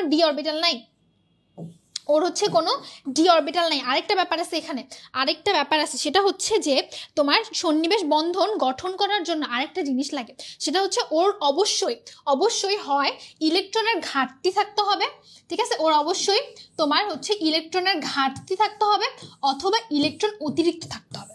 হয় ঘাটতি থাকবে, না হয় ইলেকট্রন অতিরিক্ত থাকবে, হয় ঘাটতি না হয় অতিরিক্ত। যেমন আসো, আমার হচ্ছে পানির ক্ষেত্রে অক্সিজেনের দুইটা হচ্ছে মুক্তজল ইলেকট্রন ঘুরে বেড়াচ্ছে, ঠিক আছে? ওর ইলেকট্রন অতিরিক্ত। অ্যামোনিয়ার ক্ষেত্রে এক জোড়া ইলেকট্রন অতিরিক্ত। বোরন ট্রাইক্লোরাইডের ক্ষেত্রে ওর বরং হচ্ছে এক জোড়া ইলেকট্রনের অভাব আছে, ঠিক আছে? তাহলে আমাদের ক্রাইটেরিয়া ছিল হয় ইলেকট্রনের অভাব থাকতে হবে, না হয় ইলেকট্রনের আধিক্য থাকতে হবে। এই দুইটার মধ্যে ইলেকট্রনের আধিক্য, এর মধ্যে ইলেকট্রনের অভাব। কার্বন টেট্রাক্লোরাইডে কোনো কিছু না, ওর সুন্দর করে অষ্টক একদম পূর্ণ। কেমনে দেখো, কার্বন হচ্ছে 6, তাহলে হচ্ছে 2 আর 4, ওর হচ্ছে এই ক্লোরিনের 4টা ইলেকট্রন সে নিছে, নিয়ে কত হয়ে গেছে 8, সুন্দর করে অষ্টক পূর্ণ হয়ে গেছে। তাহলে ও কি কোনোভাবে সন্নিবেশ বন্ধন করবে না, ঠিক আছে, কোনোভাবে করবে না, কারণ ওর না হচ্ছে ইলেকট্রনে ঘাটতি আছে, না ওর ইলেকট্রনে আধিক্য আছে। ওকে, আচ্ছা, নিচের কোন যৌগটির গলনাঙ্ক সবচেয়ে কম? নিচের কোন যৌগটির গলনাঙ্ক সবচেয়ে কম? আচ্ছা, তাহলে হচ্ছে যেই যৌগের মধ্যে ধাতব ধর্ম, অথবা আয়নিক বৈশিষ্ট্য, অ্যাকচুয়ালি আয়নিক বৈশিষ্ট্য যেই যৌগের মধ্যে কম হবে তার হচ্ছে গলনাঙ্ক কম হবে, তাই না? তাহলে এর মধ্যে আয়নিক বৈশিষ্ট্য কার মধ্যে সবচেয়ে কম? আয়নিক, যেহেতু এখানে হচ্ছে তোমার সবগুলোই ক্লোরিন, তাই ক্লোরিন আমরা বাদ দিলাম। এর মধ্যে হচ্ছে লিথিয়াম, সোডিয়াম, পটাশিয়াম আর হচ্ছে সিজিয়াম, এই দুটো তো একই গ্রুপের মৌল, তাই না? দুটো হচ্ছে একই গ্রুপের মৌল। তাহলে গ্রুপের যখন আমরা উপর থেকে নিচের দিকে যাব তত বেশি কি হবে? ধাতব ধর্ম বাড়বে, তাই না? উপর থেকে নিচের দিকে গেলে ধাতব ধর্মটা বাড়বে। তাহলে ধাতব ধর্ম যেহেতু বাড়বে, তাহলে হচ্ছে সিজিয়াম ক্লোরাইডের ধাতব ধর্ম সবচেয়ে বেশি, তাহলে ওটা অ্যাকচুয়ালি সবচেয়ে বেশি আয়নিক যৌগ। তাহলে এটার অ্যান্সার আসলে ক হবে। এই জন্য এখানে আগুন মার্ক দেওয়া, ঠিক আছে, কারণ এটার অ্যান্সার হচ্ছে হাজারি স্যারের বইয়ে ঘ দেওয়া, যেটা ভুল, যেটা একদম ডাহা মিথ্যা কথা, ঠিক আছে, এটা ডাহা মিথ্যা কথা, এটা ভুল অ্যান্সার। এটা অ্যান্সার হচ্ছে ক, কিন্তু হাজারি স্যারের স্পেশাল বলতে একটা কথা আছে, ঠিক আছে। এটার অ্যান্সার যদি হুবহু সেম টাইপের অপশন তোমরা অপশনের মধ্যে দেখো, সেম টাইপের অপশন দেখতে পাও, অবশ্যই সিজিয়াম ক্লোরাইড দাগায় আসবে, ঠিক আছে, কারণ এটা হচ্ছে হাজারি স্যার বলছে, যদিও এটা কোনোভাবে লজিক্যাল না, সিজিয়াম ক্লোরাইড না, এটা অ্যান্সার হচ্ছে লিথিয়াম ক্লোরাইড, ঠিক আছে। কেন এটা এক্সপ্লেন করে বললাম। আচ্ছা, যাই হোক, যেহেতু হাজারি স্যার বলছে লিথিয়াম ক্লোরাইড, তাই আমাদের মেডিকেল অ্যাডমিশন টেস্টে আল্লাহ দিলে এই কোয়েশ্চেন না আসুক, কারণ এটা কনফিউজিং। যদি চলে আসে আমরা ডেফিনেটলি সিজিয়াম ক্লোরাইড দাগাবো। ওকে, আচ্ছা, তোমাদের অনেকেরই কোয়েশ্চেন থাকে, আপু এরকম হাজারি স্যারের অনুশীলনীতে ভুল, আপু এরকম ইসাক স্যারের অনুশীলনীতে ভুল। কিছু জিনিস আমি বলে দিচ্ছি যে এটা যদিও হাজারি স্যারের বইয়ে এটা বলা, কিন্তু আমরা দাগাবো এটা, ঠিক আছে। কিন্তু কিছু জিনিস যেটা নিয়ে চিন্তা করার খুব একটা এক্সামিনারদের সুযোগ নাই, ওরা কিন্তু বসে এটা কখনোই ভাববে না যে বাম থেকে ডানে গেলে কি হয়, উপর থেকে নিচে গেলে কি হয়। যারা কোয়েশ্চেন করে তারা আমাদের থেকে মিনিমাম 7-8 বছরের বড়, তাদের এগুলো কিছু মনেও নাই, ঠিক আছে, কিছুই মনে নাই যে বাম থেকে ডানে গেলে কি, উপর থেকে নিচে গেলে কি হয়। তাই তারা সুন্দর করে এই কোয়েশ্চেনটা হুবহু দাগাই দিবে, অ্যান্সার শিট থেকে মিলাই সুন্দর করে ঘ অ্যান্সার দাগাই দিবে, ঠিক আছে। কিন্তু যেগুলো একদম চোখে পড়ার মতো ভুল, সেগুলা হাজারি স্যার যাই বলুক, ইসাক স্যার যাই বলুক, এগুলো প্রিন্টিং মিস্টেক হয় কিছু, সেগুলো হচ্ছে আমি ঠিক করে বলে দিব যে এটা হচ্ছে তোমরা এটাই দাগাবা, ঠিক আছে। আর যেটা একদম ডাহা মিথ্যা কথা, এবং যেটা হচ্ছে তোমার আলাদা করে ব্যাকগ্রাউন্ডে চিন্তা করতে হয় যে আচ্ছা এটা হচ্ছে মনে হয় এরকম আরো 2-3 লাইন চিন্তা করে তারপর আমাকে অ্যান্সার দাগাইতে হচ্ছে, এটা হাজারি স্যার যা বলছে তাই, ঠিক আছে। আচ্ছা, এরপর আসো, নিচের কোন যৌগটি অধিক সমযোজী? আচ্ছা, অধিক সমযোজী কোনটা? আচ্ছা, এখানে যেহেতু সবগুলা অ্যানায়ন সেম, তাই আমরা অ্যানায়নকে বাদ দিলাম, অ্যানায়ন হিসাব থেকে বাদ। এখন আসে এখানে কাহিনী কি? কাহিনী হচ্ছে দেখো, মোটামুটি আয়রন বলো, এপাশে হচ্ছে অ্যালুমিনিয়াম বলো, ক্যালসিয়াম বলো, আর হচ্ছে ম্যাগনেসিয়াম বলো, এখানে কোনটা অধিক সমযোজী? যেটা তো ফাজানের নীতি চলে আসছি আমরা, তাই না? আমরা কিন্তু ফাজানের নীতিতে চলে আসছি। ফাজানের নীতি কিন্তু বলে যে যদি ডি অরবিটাল উপস্থিত থাকে, তাহলে সেই মৌলের তোমার হচ্ছে কি বলে করার ক্ষমতা বেশি, তোমার হচ্ছে মানে ইলেকট্রন মেঘকে টেনে নেওয়ার ক্ষমতা বেশি, ঠিক আছে। মানে ইলেকট্রন মেঘকে টেনে নেওয়ার ক্ষমতা বেশি মানে কি, সেটাকে সমযোজী বানানোর ক্ষমতা বেশি, আয়নিক একটা যৌগকে সমযোজী বানানোর ক্ষমতা বেশি যদি ডি অরবিটাল থাকে, ঠিক আছে, যদি ডি অরবিটাল থাকে। আরেকটা জিনিস আছে, যেমন ক্যাটায়নের ক্ষেত্রে যখন আয়নের বাড়বে, পরিমাণ বাড়বে বা আয়নের অ্যামাউন্ট বাড়বে, যেমন দেখো এই যে চার্জ বেশি হবে, তখন যদি আয়নের চার্জ বেশি হয় তাহলে হচ্ছে সেটা পোলার আয়ন বেশি হবে বা সমযোজীর দিকে বেশি যাবে। যদি ডি অরবিটাল এবং এফ ব্লক থাকে তাহলে সমযোজী যৌগ তৈরি করার ক্ষমতা বেড়ে যাবে। যদি অ্যানায়নটা বড় হয় তাহলে হচ্ছে সমযোজী হবে বেশি, যদি ক্যাটায়নটা ছোট হয় তাহলে সমযোজী হবে বেশি। জিনিসটা উল্টা করেও বলা যায়, যদি অ্যানায়ন ছোট হয় তাহলে যদি অ্যানায়ন ছোট হয় তাহলে হচ্ছে আয়নিক যৌগ হওয়ার প্রবণতা বেশি, যদি ক্যাটায়নটা বড় হয় তাহলে আয়নিক যৌগ হওয়ার প্রবণতা বেশি, যদি ক্যাটায়ন ছোট হয় তাহলে সমযোজীর প্রবণতা বেশি, অ্যানায়ন যদি বড় হয় তাহলে সমযোজী প্রবণতা বেশি। ঠিক আছে, এই কথাগুলো কেন বললাম, ঘুরায় পেঁচায় বললাম যাতে একটু মাথায় ঢুকে। ঠিক আছে, যাতে আপনাদের একটু মাথায় ঢুকে, যাতে আপনাদের একটু মাথায় জিনিসগুলো আরেকটু বেশি স্থায়ী হয়ে থাকে। ওকে, আচ্ছা, তাহলে এই চারটা জিনিস, ঠিক আছে, এই চারটা সূত্র বা এই চারটা শর্ত একদম মুখস্থ থাকতে হবে। কি থাকতে হবে? একদম মুখস্থ থাকতে হবে। ঠিক আছে, যে অ্যানায়নের আকার বড়, ক্যাটায়নের আকার ছোট, চার্জ বেশি এবং ডিও এফ ব্লকের উপস্থিতি থাকলে, এই শর্তগুলো মানলে সমযোজী পোলারায়ন বেশি হবে। সমযোজী পোলারায়ন বেশি মানে এগুলো হচ্ছে সমযোজী বৈশিষ্ট্য বেশি থাকবে, আয়নিক বৈশিষ্ট্য কম থাকবে। যখনই আয়নিক বৈশিষ্ট্য কম থাকবে তখনই গলনাঙ্ক কমে যাবে, তখনই তার দ্রাব্যতা কমে যাবে। ঠিক আছে, তাহলে এই শর্তগুলো মানলে সেই যৌগটার মধ্যে সমযোজী বৈশিষ্ট্য বেশি, সেই যৌগটার মধ্যে গলনাঙ্ক কম, সেই যৌগটার মধ্যে দ্রাব্যতা কম, কিন্তু বেশি কি? একমাত্র সমযোজী যৌগ, সমযোজী বৈশিষ্ট্য বেশি। ঠিক আছে, ওকে। আচ্ছা, এখন আসি আমরা সলভ করার চেষ্টা করি। আচ্ছা দেখো, কোথায় ছিলাম আমরা? আচ্ছা, নিচের কোন যৌগটি অধিক সমযোজী? এর মধ্যে দেখো, আমরা যদি প্রথম দিকে যাই, ক্যাটায়নের আকার বা অ্যানায়নের আকার বা চার্জ দিয়ে যাই, তাহলে হচ্ছে এটা কত? 2+, ক্যালসিয়ামও হচ্ছে 2+, অ্যালুমিনিয়ামও হচ্ছে 3+, আয়রনও হচ্ছে এখানে 3+। ঠিক আছে, তাহলে আমরা হচ্ছে যদি চার্জ দিয়ে যাই তাহলে হয় গ অ্যান্সার নয় ঘ অ্যান্সার। কিন্তু এর মধ্যে অ্যালুমিনিয়ামে কিন্তু ডি অরবিটাল নাই, কিন্তু আয়রনে কিন্তু ডি অরবিটালের উপস্থিতি আছে, তাই না? সেটা তো ডি ব্লক মৌল, তাহলে হচ্ছে তোমার অ্যান্সার হচ্ছে ঘ। ঠিক আছে, এখানে দুইটা সূত্র অ্যাপ্লাই করতে হচ্ছে বা দুইটা শর্তে অ্যাপ্লাই করতে হচ্ছে। এক নাম্বার হচ্ছে আয়ন কার বেশি, আয়নের চার্জ কার বেশি, সেটা দিয়ে এক্সক্লুড করলাম যে হয় গ বা ঘ এর মধ্যে একটা, আর গ বা ঘ এর মধ্যে কোনটা সেটা হচ্ছে ডি অরবিটালের উপস্থিতি দিয়ে এক্সক্লুড করলাম। ঠিক আছে, আচ্ছা, পানির বন্ধন গুণ কত আছে? কয়েকটা বন্ধন গুণ আমাদের ঠাটা মুখস্থ থাকতে হবে। ঠিক আছে, একদম ঠাটা মুখস্থ। সেটা হচ্ছে পানির ক্ষেত্রে হচ্ছে 104.5, অ্যামোনিয়ার ক্ষেত্রে অ্যামোনিয়া কই গেল? অ্যামোনিয়া হচ্ছে 107, যাই হোক নাই এখানে, অ্যামোনিয়া হচ্ছে 107। NCl3 মুখস্থ রাখা ম্যান্ডেটরি না, কারণ NCl3 অনেকটা অ্যামোনিয়ার মতোই তো, তাহলে অ্যামোনিয়ার কাছাকাছি আর কি। ঠিক আছে, 102, 107 কাছাকাছি।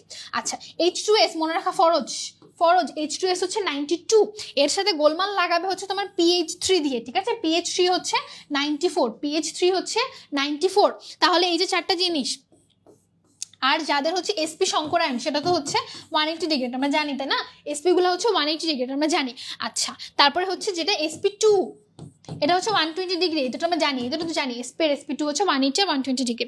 তারপরে হচ্ছে SP3 গুলাতে অনেক রকমের ঝামেলা। SP3 হচ্ছে নর্মালি কত হয়? নর্মালি হয় 109.5 ডিগ্রি। যেমন হচ্ছে মিথেন হচ্ছে নর্মাল একটা SP3 সংকরণের এক্সাম্পল। তাহলে SP3 সংকরণ এক্সাম্পল, নর্মালটার কোণ হবে হচ্ছে 109.5। কিন্তু এগুলোতে ঝামেলা হয় কেন? এগুলোতে ঝামেলা হয়েছে লোন পেয়ার আর বন্ড পেয়ারের মধ্যে বিকর্ষণ হয়, তাই না? বিকর্ষণ হয়, বন্ধন কোণটা কমায় দেয়। তাহলে বন্ধন কোণ কমে গিয়ে কত হয়? পানির ক্ষেত্রে 104.5, NH3 এর ক্ষেত্রে 102, হাইড্রোজেন সালফাইডের ক্ষেত্রে হচ্ছে 92, আর তোমার হচ্ছে ফসফরাসের এর ক্ষেত্রে হচ্ছে টোটাল কত হচ্ছে? আমার ফসফেটের ক্ষেত্রে হচ্ছে 94 ডিগ্রি। ঠিক আছে, তাহলে পানির ক্ষেত্রে হচ্ছে 104.5। আচ্ছা, পরেরটা, কোন যৌগটির বন্ধন কোণ সবচেয়ে ছোট? তাই লিখে দিছি আমি হাইড্রোজেন সালফাইড। ঠিক আছে, আচ্ছা এরপরে আসো, কোন আয়নটির বন্ধন কোণ সবচেয়ে বেশি? আচ্ছা, methane normal typical example of SP3, তাহলে 109.5, অ্যামোনিয়া 107, পানি 104.5, কার্বন ডাইঅক্সাইড কি টিপিক্যাল এক্সাম্পল অফ SP কত? 180, তাই না? তাহলে তার মানে সবচেয়ে বেশি ওর 180। আচ্ছা, সিলিকন টেট্রাক্লোরাইড BF3 এবং NH3 তে সঠিক ক্রম নিচের কোনটি? আচ্ছা, এর মধ্যে সঠিক ক্রম নিচের কোনটি? আচ্ছা, এটা একটা ইম্পর্টেন্ট কোয়েশ্চেন এবং এটা একটা ইম্পর্টেন্ট জিনিস। ঠিক আছে, ইম্পর্টেন্ট জিনিস। যেমন আসো, এটা হচ্ছে আমার কারণ কেন ইম্পর্টেন্ট বললাম, কারণ এখানে ব্যতিক্রম আছে। ঠিক আছে, এখানে অনেক ব্যতিক্রম আছে। যেমন ধরো BF3, ঠিক আছে, BF3 কি নর্মাল? আমার BF3 নর্মাল হচ্ছে তুমি NH3 এর মতো করে ডিল করবা, কারণ BF3 আমরা একটু আগেই পড়ে আসছি যে BF3 হচ্ছে SP3 সংকরণের মধ্যে পড়তেছে, তাই না? SP3 সংকরণের মধ্যে পড়তেছে, তার মানে BF3 বন্ধন কত? 109.5। NH3 এর ব্যতিক্রম আমরা জানি, যদিও SP3 কিন্তু ব্যতিক্রম, এক জোড়া মুক্ত জোড় ইলেকট্রন থাকতেছে, মুক্ত জোড় ইলেকট্রন বন্ধন জোড় ইলেকট্রনকে বিকর্ষণ করে তোমার বন্ধন কোণ কমায় ফেলতেছে, তাহলে এটা হচ্ছে 107। আর সিলিকন টেট্রাক্লোরাইডের ক্ষেত্রে আমরা একটু কষ্ট করে বের করি। হ্যাঁ, আচ্ছা, আচ্ছা সিলিকন টেট্রাক্লোরাইড যদি বের করার দরকার নেই আসলে, এটা হচ্ছে বুঝাই যাচ্ছে যে এটা 120 ডিগ্রি হবে, কারণ হচ্ছে যে এটা তোমার হচ্ছে এর মধ্যে পড়তেছে, কি বলে sp2 এর মধ্যে পড়তেছে, তাই না? তারপরেও আচ্ছা থাক, দরকার নেই, বাদ দাও। তাহলে হচ্ছে সিলিকন টেট্রাক্লোরাইডের সঠিক ক্রম কোনটা? আমরা এতদূর যদি নাও যাই তাও তো এই দুইটা ঠিক আছে, তাই না? এই দুটো তো ঠিক আছে, তাহলে ডেফিনেটলি ক নাম্বার, কারণ BF3 আমাদের থেকে বেশি, সিলিকন টেট্রাক্লোরাইড কোনোভাবে এটা থেকে বেশি না, তাই না? কোনোভাবে এটা থেকে বেশি না। আচ্ছা তারপরে হচ্ছে তোমার NH3 BF3 থেকে বেশি না, বাদ। তারপরে হচ্ছে তোমার BF3 NH3 থেকে বেশি, ঠিক আছে, কিন্তু সিলিকন টেট্রাক্লোরাইড তো 120, তাহলে 120 তো কোনোভাবে এর থেকে বেশি না, তাই না? আচ্ছা তাহলে হচ্ছে কোনোটাই খ গ ঘর মধ্যে কোনোটাই হয় না, অ্যান্সার হচ্ছে ক। এটার মধ্যে আগুন মার্ক দেওয়া, কারণ হচ্ছে এটা অনেক ইম্পর্টেন্ট এবং এই যে এই কোয়েশ্চেনগুলো সলভ করতে তোমাদের কষ্ট হয়, ঠিক আছে? আচ্ছা গেল। তারপরে আসো আমাদের হচ্ছে NCl3 অণুর আকৃতি কি? NCl3 অণুর আকৃতি হচ্ছে তোমার NCl3 সরাসরি তো মনে নাই আমার, বাট এটা তো NH3 এর মতোই, তাই না? এটা তো NH3 এর মতোই। তাহলে NH3 কি? NH3 হচ্ছে আমার ত্রিভুজ আকৃতি, অথবা কি বলা হয় যে ত্রিকোণাকার দ্বিপিরামিডীয়, তাই না? ত্রিকোণাকার পিরামিডীয়। আচ্ছা তাহলে এখানে অপশনের মধ্যে ত্রিভুজ আকারও আছে বা ত্রিকোণাকারও আছে, আবার পিরামিডীয় আছে, ঠিক আছে? চতুস্থলকীয় তো না, চতুস্থলকীয় তো মিথেন। আচ্ছা কৌণিক ভি শেপ, যেটা পানি, তাই না? তাহলে হচ্ছে ক আর খ এর মধ্যে কাহিনী। পিরামিডীয়টা অ্যাকচুয়ালি মোর অ্যাকিউরেট, ঠিক আছে? পিরামিডীয়টা মোর অ্যাকিউরেট, কিন্তু হাজারি স্যার যেহেতু বলছে ত্রিভুজ আকার, তাই এখানে এটা মার্ক করা। হাজারি স্যার যেহেতু বলছে ত্রিভুজ আকার, এখানে আগুন মার্ক যেগুলো, এগুলো হচ্ছে হাজারি স্যারের স্পেশাল, ঠিক আছে? হাজারি স্যারের স্পেশাল। তাহলে এগুলো হচ্ছে আগুন কোয়েশ্চেন। কেন? কারণ এগুলো তোমাকে একদম আলাদা করে মনে রাখতে হবে। এগুলো কিন্তু তুমি পরীক্ষা হলে লজিক দিয়ে মিলাইতে পারবে না। লজিক দিয়ে মিলাইতে গেলে তুমি অ্যান্সার দেখে আসবে খ, তারপরে সুন্দর করে পরীক্ষা ভালো দিয়ে আসবে, কিন্তু চান্স পাবে না, ঠিক আছে? পরীক্ষা ভালো দিয়ে আসবে, চান্স পাবে না। পরীক্ষা দিয়ে আসবে 90 পাওয়ার মতো, চান্স পাবে না, কারণ তুমি সবগুলা বেশি মাথা খাটাইতে চাইছো। কারণ মেডিকেল অ্যাডমিশন টেস্টে কিছু সূত্র আছে, একদম গাথা সূত্র, এগুলার কোনোভাবে এদিক থেকে ওই দিক হয় না। যেমন হাজারি স্যারের অনুশীলনীতে কনফিউজিং কোয়েশ্চেন যেগুলা, সেগুলো হাজারি স্যার যা অ্যান্সার দিছে তাই দেখাবো, ঠিক আছে? তাহলে এখানে আনসার দিছে ক, তার মানে ক। যদিও অ্যাকিউরেট অ্যাকচুয়ালি পিরামিডীয়, মোর অ্যাকিউরেট, কিন্তু এটা যায়, যেহেতু আমরা ত্রিকোণাকার পিরামিডীয় বলি, তো তাহলে ত্রিভুজাকার জিনিসটা যায়। আচ্ছা যেহেতু ডাহা মিথ্যা কথা না, তাই হচ্ছে ত্রিভুজাকার দেখাবো আমরা, ঠিক আছে? ওকে, এরপর আসে হচ্ছে 88টা আমরা পড়ে ফেলছি অলরেডি।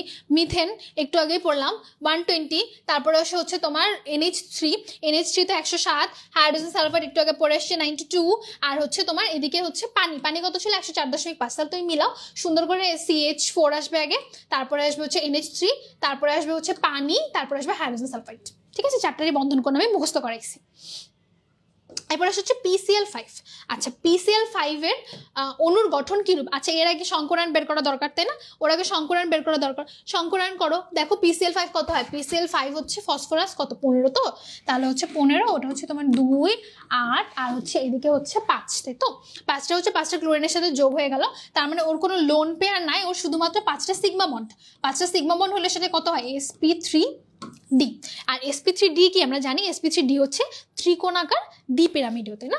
sp3d হচ্ছে ত্রিকোণাকার দ্বিপিরামিডীয়। আচ্ছা এরপর আসো, বন্ধন কোণের কোন ক্রমটি সঠিক? আচ্ছা এটা হচ্ছে এটা হচ্ছে যদিও আমাদের টিপিক্যাল যেগুলো মুখস্থ করছি সেটা দিয়ে মিলতেছে না, তাই না? এটাতে মিলতেছে না। আচ্ছা এখানে হচ্ছে যেটা এক্সট্রা আলাদা করে মনে রাখতে হবে আমাদেরকে, সেটা হচ্ছে কি, যে একই গ্রুপে যখন আকার বড় হয়, হ্যাঁ একই গ্রুপে যখন আকার বড় হয়, ঠিক আছে? একই গ্রুপে যখন আকার বড় হয়, কোণগুলা ছোট হয়ে যায়। আকার যখন বড় হবে, কোণগুলা ছোট হয়ে যাবে। তাহলে গ্রুপ মানে উপর থেকে নিচের দিকে আকার বাড়ে, তাই না? তাহলে উপর থেকে নিচের দিকে কোণগুলা ছোট হয়ে যাবে। এখানে যদি বড় চিহ্ন দিছে, তাহলে উপর থেকে নিচের দিকে না, এরা জানতে চাচ্ছে নিচ থেকে উপরের দিকে গেলে কি হবে? কোণগুলো ছোট হয়ে যাবে। তাহলে এখন আসলে মিলে কিনা, যে হচ্ছে তোমার NH3 কি উপরের দিকে আছে, তাই না? উপরের দিকে আছে, তাহলে ওর আকার কি? ওর আকার হচ্ছে কম্পারেটিভলি ছোট। ওর আকার যেহেতু ছোট, তার মানে ওর কোণ কি বেশি, তাই না? আচ্ছা তারপরে হচ্ছে PH3 কি? ঠিক নাইট্রোজেনের পরেই তো P, তাই না? ওর পরের গ্রুপটা, তাহলে ওর আকার হচ্ছে নাইট্রোজেনের থেকে বড়, যেহেতু আকার বড় তাহলে কোণ ছোট। এর আকার হচ্ছে ফসফরাসের থেকে বড়, তাহলে কোণ আরো ছোট। তারপরে হচ্ছে অ্যান্টিমনির আকার আর্সেনিকের থেকে আরো বড়, তার মানে ওর কোণ হচ্ছে আরো কম, ঠিক আছে? বোঝা গেছে? তাহলে এই যে একটা নতুন পিস অফ ইনফরমেশন জানলা, এটা পরীক্ষার হলে যদি মনে না রাখো, যদি হাতে 2বার না লিখো, যদি হাজারি স্যারের তোমাদের ওখানে নোট না করে রাখো, তাহলে কি মনে থাকবে যে একই গ্রুপে আকার যদি ছোট হয় তাহলে কোন বেশি হয়, মনে থাকবে না। তাই এই জিনিসগুলো লিখে ফেলতে হবে, ঠিক আছে? আমার সাথে সাথে এই জিনিসগুলো লিখে ফেলতে হবে। একই গ্রুপে আকার ছোট হলে কোন অবশ্যই বেশি হবে। আচ্ছা, তাহলে একই গ্রুপে আকার ছোট হলে কোন অবশ্যই বেশি হবে। ওকে, এরপর আসো। 11টা বেজে গেছে, আমি হচ্ছে আজকে মনে হয় এখানেই শেষ করব, ঠিক আছে? হ্যাঁ, কারেন্টটা শেষ করতে গেলে অনেক সময় লাগবে। আমাদের কয়টা বাকি বলো দেখি? এটা হচ্ছে 114, এদিকে হচ্ছে 124টা। আচ্ছা, মেইন কোয়েশ্চেন আমাদের 124টা। এরপরে হচ্ছে বুয়েট মেডিকেল, এগুলো আমরা যা পড়ছি, যা কনসেপ্ট পড়ছি সেগুলো রিপিট হবে, ঠিক আছে? এগুলো সলভ করতে খুব বেশি সময় লাগবে না, কনসেপ্ট আর পড়াইতে হবে না আলাদা করে। এরপরে হচ্ছে 151 থেকে তো বহুপদী, ঠিক আছে? বহুপদীগুলো আমাদের কনসার্ন না, যদিও আমি তোমাদেরকে ধরাই দিই, তারপরে আমার খুঁতখুত লাগে, বুঝছো? না হইলে ধরাই দিলে পরে মনে হয় যে কি জানি বাদ চলে গেল। যাই হোক, ওগুলো আমি যদিও ধরাই দেবো, কিন্তু ওখানে খুব বেশি সময় লাগবে না। তাহলে এখানে আমাদের বেশি কোয়েশ্চেন বাকি নেই আসলে। 90 তো 90 মেইন পড়া আসলে এতটুকু, ঠিক আছে? 90 থেকে 124। আচ্ছা, নেক্সট দিন হয়ে যাবে আমাদের, ঠিক আছে? সমস্যা নেই। তাহলে নেক্সট দিন হচ্ছে আমরা এইটারই বাকি হাফ পড়বো, ওকে? এইটারই আমরা বাকি হাফ পড়বো। আমি ডেট তোমাদেরকে জানাই দেবো, গ্রুপের মধ্যে কোনো সমস্যা নাই। আর হচ্ছে আজকে একটু লেট হয়ে গেল, এই জন্য সরি। আর এইটা চ্যাপ্টার আসলে একদিনে শেষ করা পসিবল না, বুঝছো? এটলিস্ট 4 ঘন্টা সময় লাগবে এই একটা চ্যাপ্টার শেষ করতে, শুধুমাত্র এমসিকিউ। কারণ আমি শুধু তোমাদেরকে এমসিকিউ পড়াইতে আসি না, আমি শুধু তোমাদেরকে হাজারি স্যারের অনুশীলনী সলভ করাইতে আসি না। আমি এটা ইনশিওর করার চেষ্টা করি এই চ্যাপ্টার রিলেটেড যত কমপ্লেক্স কনসেপ্ট আছে সব যাতে ক্লিয়ার হয়ে যায়। এই চ্যাপ্টার রিলেটেড কম সময়ে বলা যাবে এরকম যত ডিইউ এর রিটেন কোয়েশ্চেন আছে, যত বুয়েটের প্রিলির কোয়েশ্চেন আছে বা বুয়েটের রিটেন কোয়েশ্চেন আছে, সেগুলো যাতে কভার করা যায়। মেডিকেল তো ডেফিনেটলি কভার হবে, তাই না? তাহলে আমি চেষ্টা করি তোমাদের মাথায় একটু কনসেপ্ট বিল্ড আপ করতে, ঠিক আছে? কারণ তোমরা এখানে অনেকেই আছো যারা কয়েকদিন পর এইচএসসি দিবা, তাদের বোর্ডে এগুলো হেল্প হবে। তারা ইন ফিউচার গিয়ে দেখবা যে কত বেশি সহজ হয়ে গেছে মেডিকেল লাইফটা, বা কত বেশি সহজ হয়ে গেছে অ্যাডমিশনের জার্নিটা, এই যে এই ছোট ছোট যে কনসেপ্টগুলো মাথার মধ্যে দিচ্ছি এই কনসেপ্টগুলোর জন্য, ঠিক আছে? আস্তে আস্তে বুঝবা, একটু বড় হবা আর বুঝবা যে আশা আপু ভাগ্যে সেগুলো বলছিল, ঠিক আছে? আচ্ছা, তাহলে আজকে তোমরা থাকো, লেট করার জন্য সরি। আর হচ্ছে নেক্সট ক্লাসে আমি এটা শেষ করে দেবো, ঠিক আছে? ওকে, তাহলে আল্লাহ হাফেজ আজকের মতো।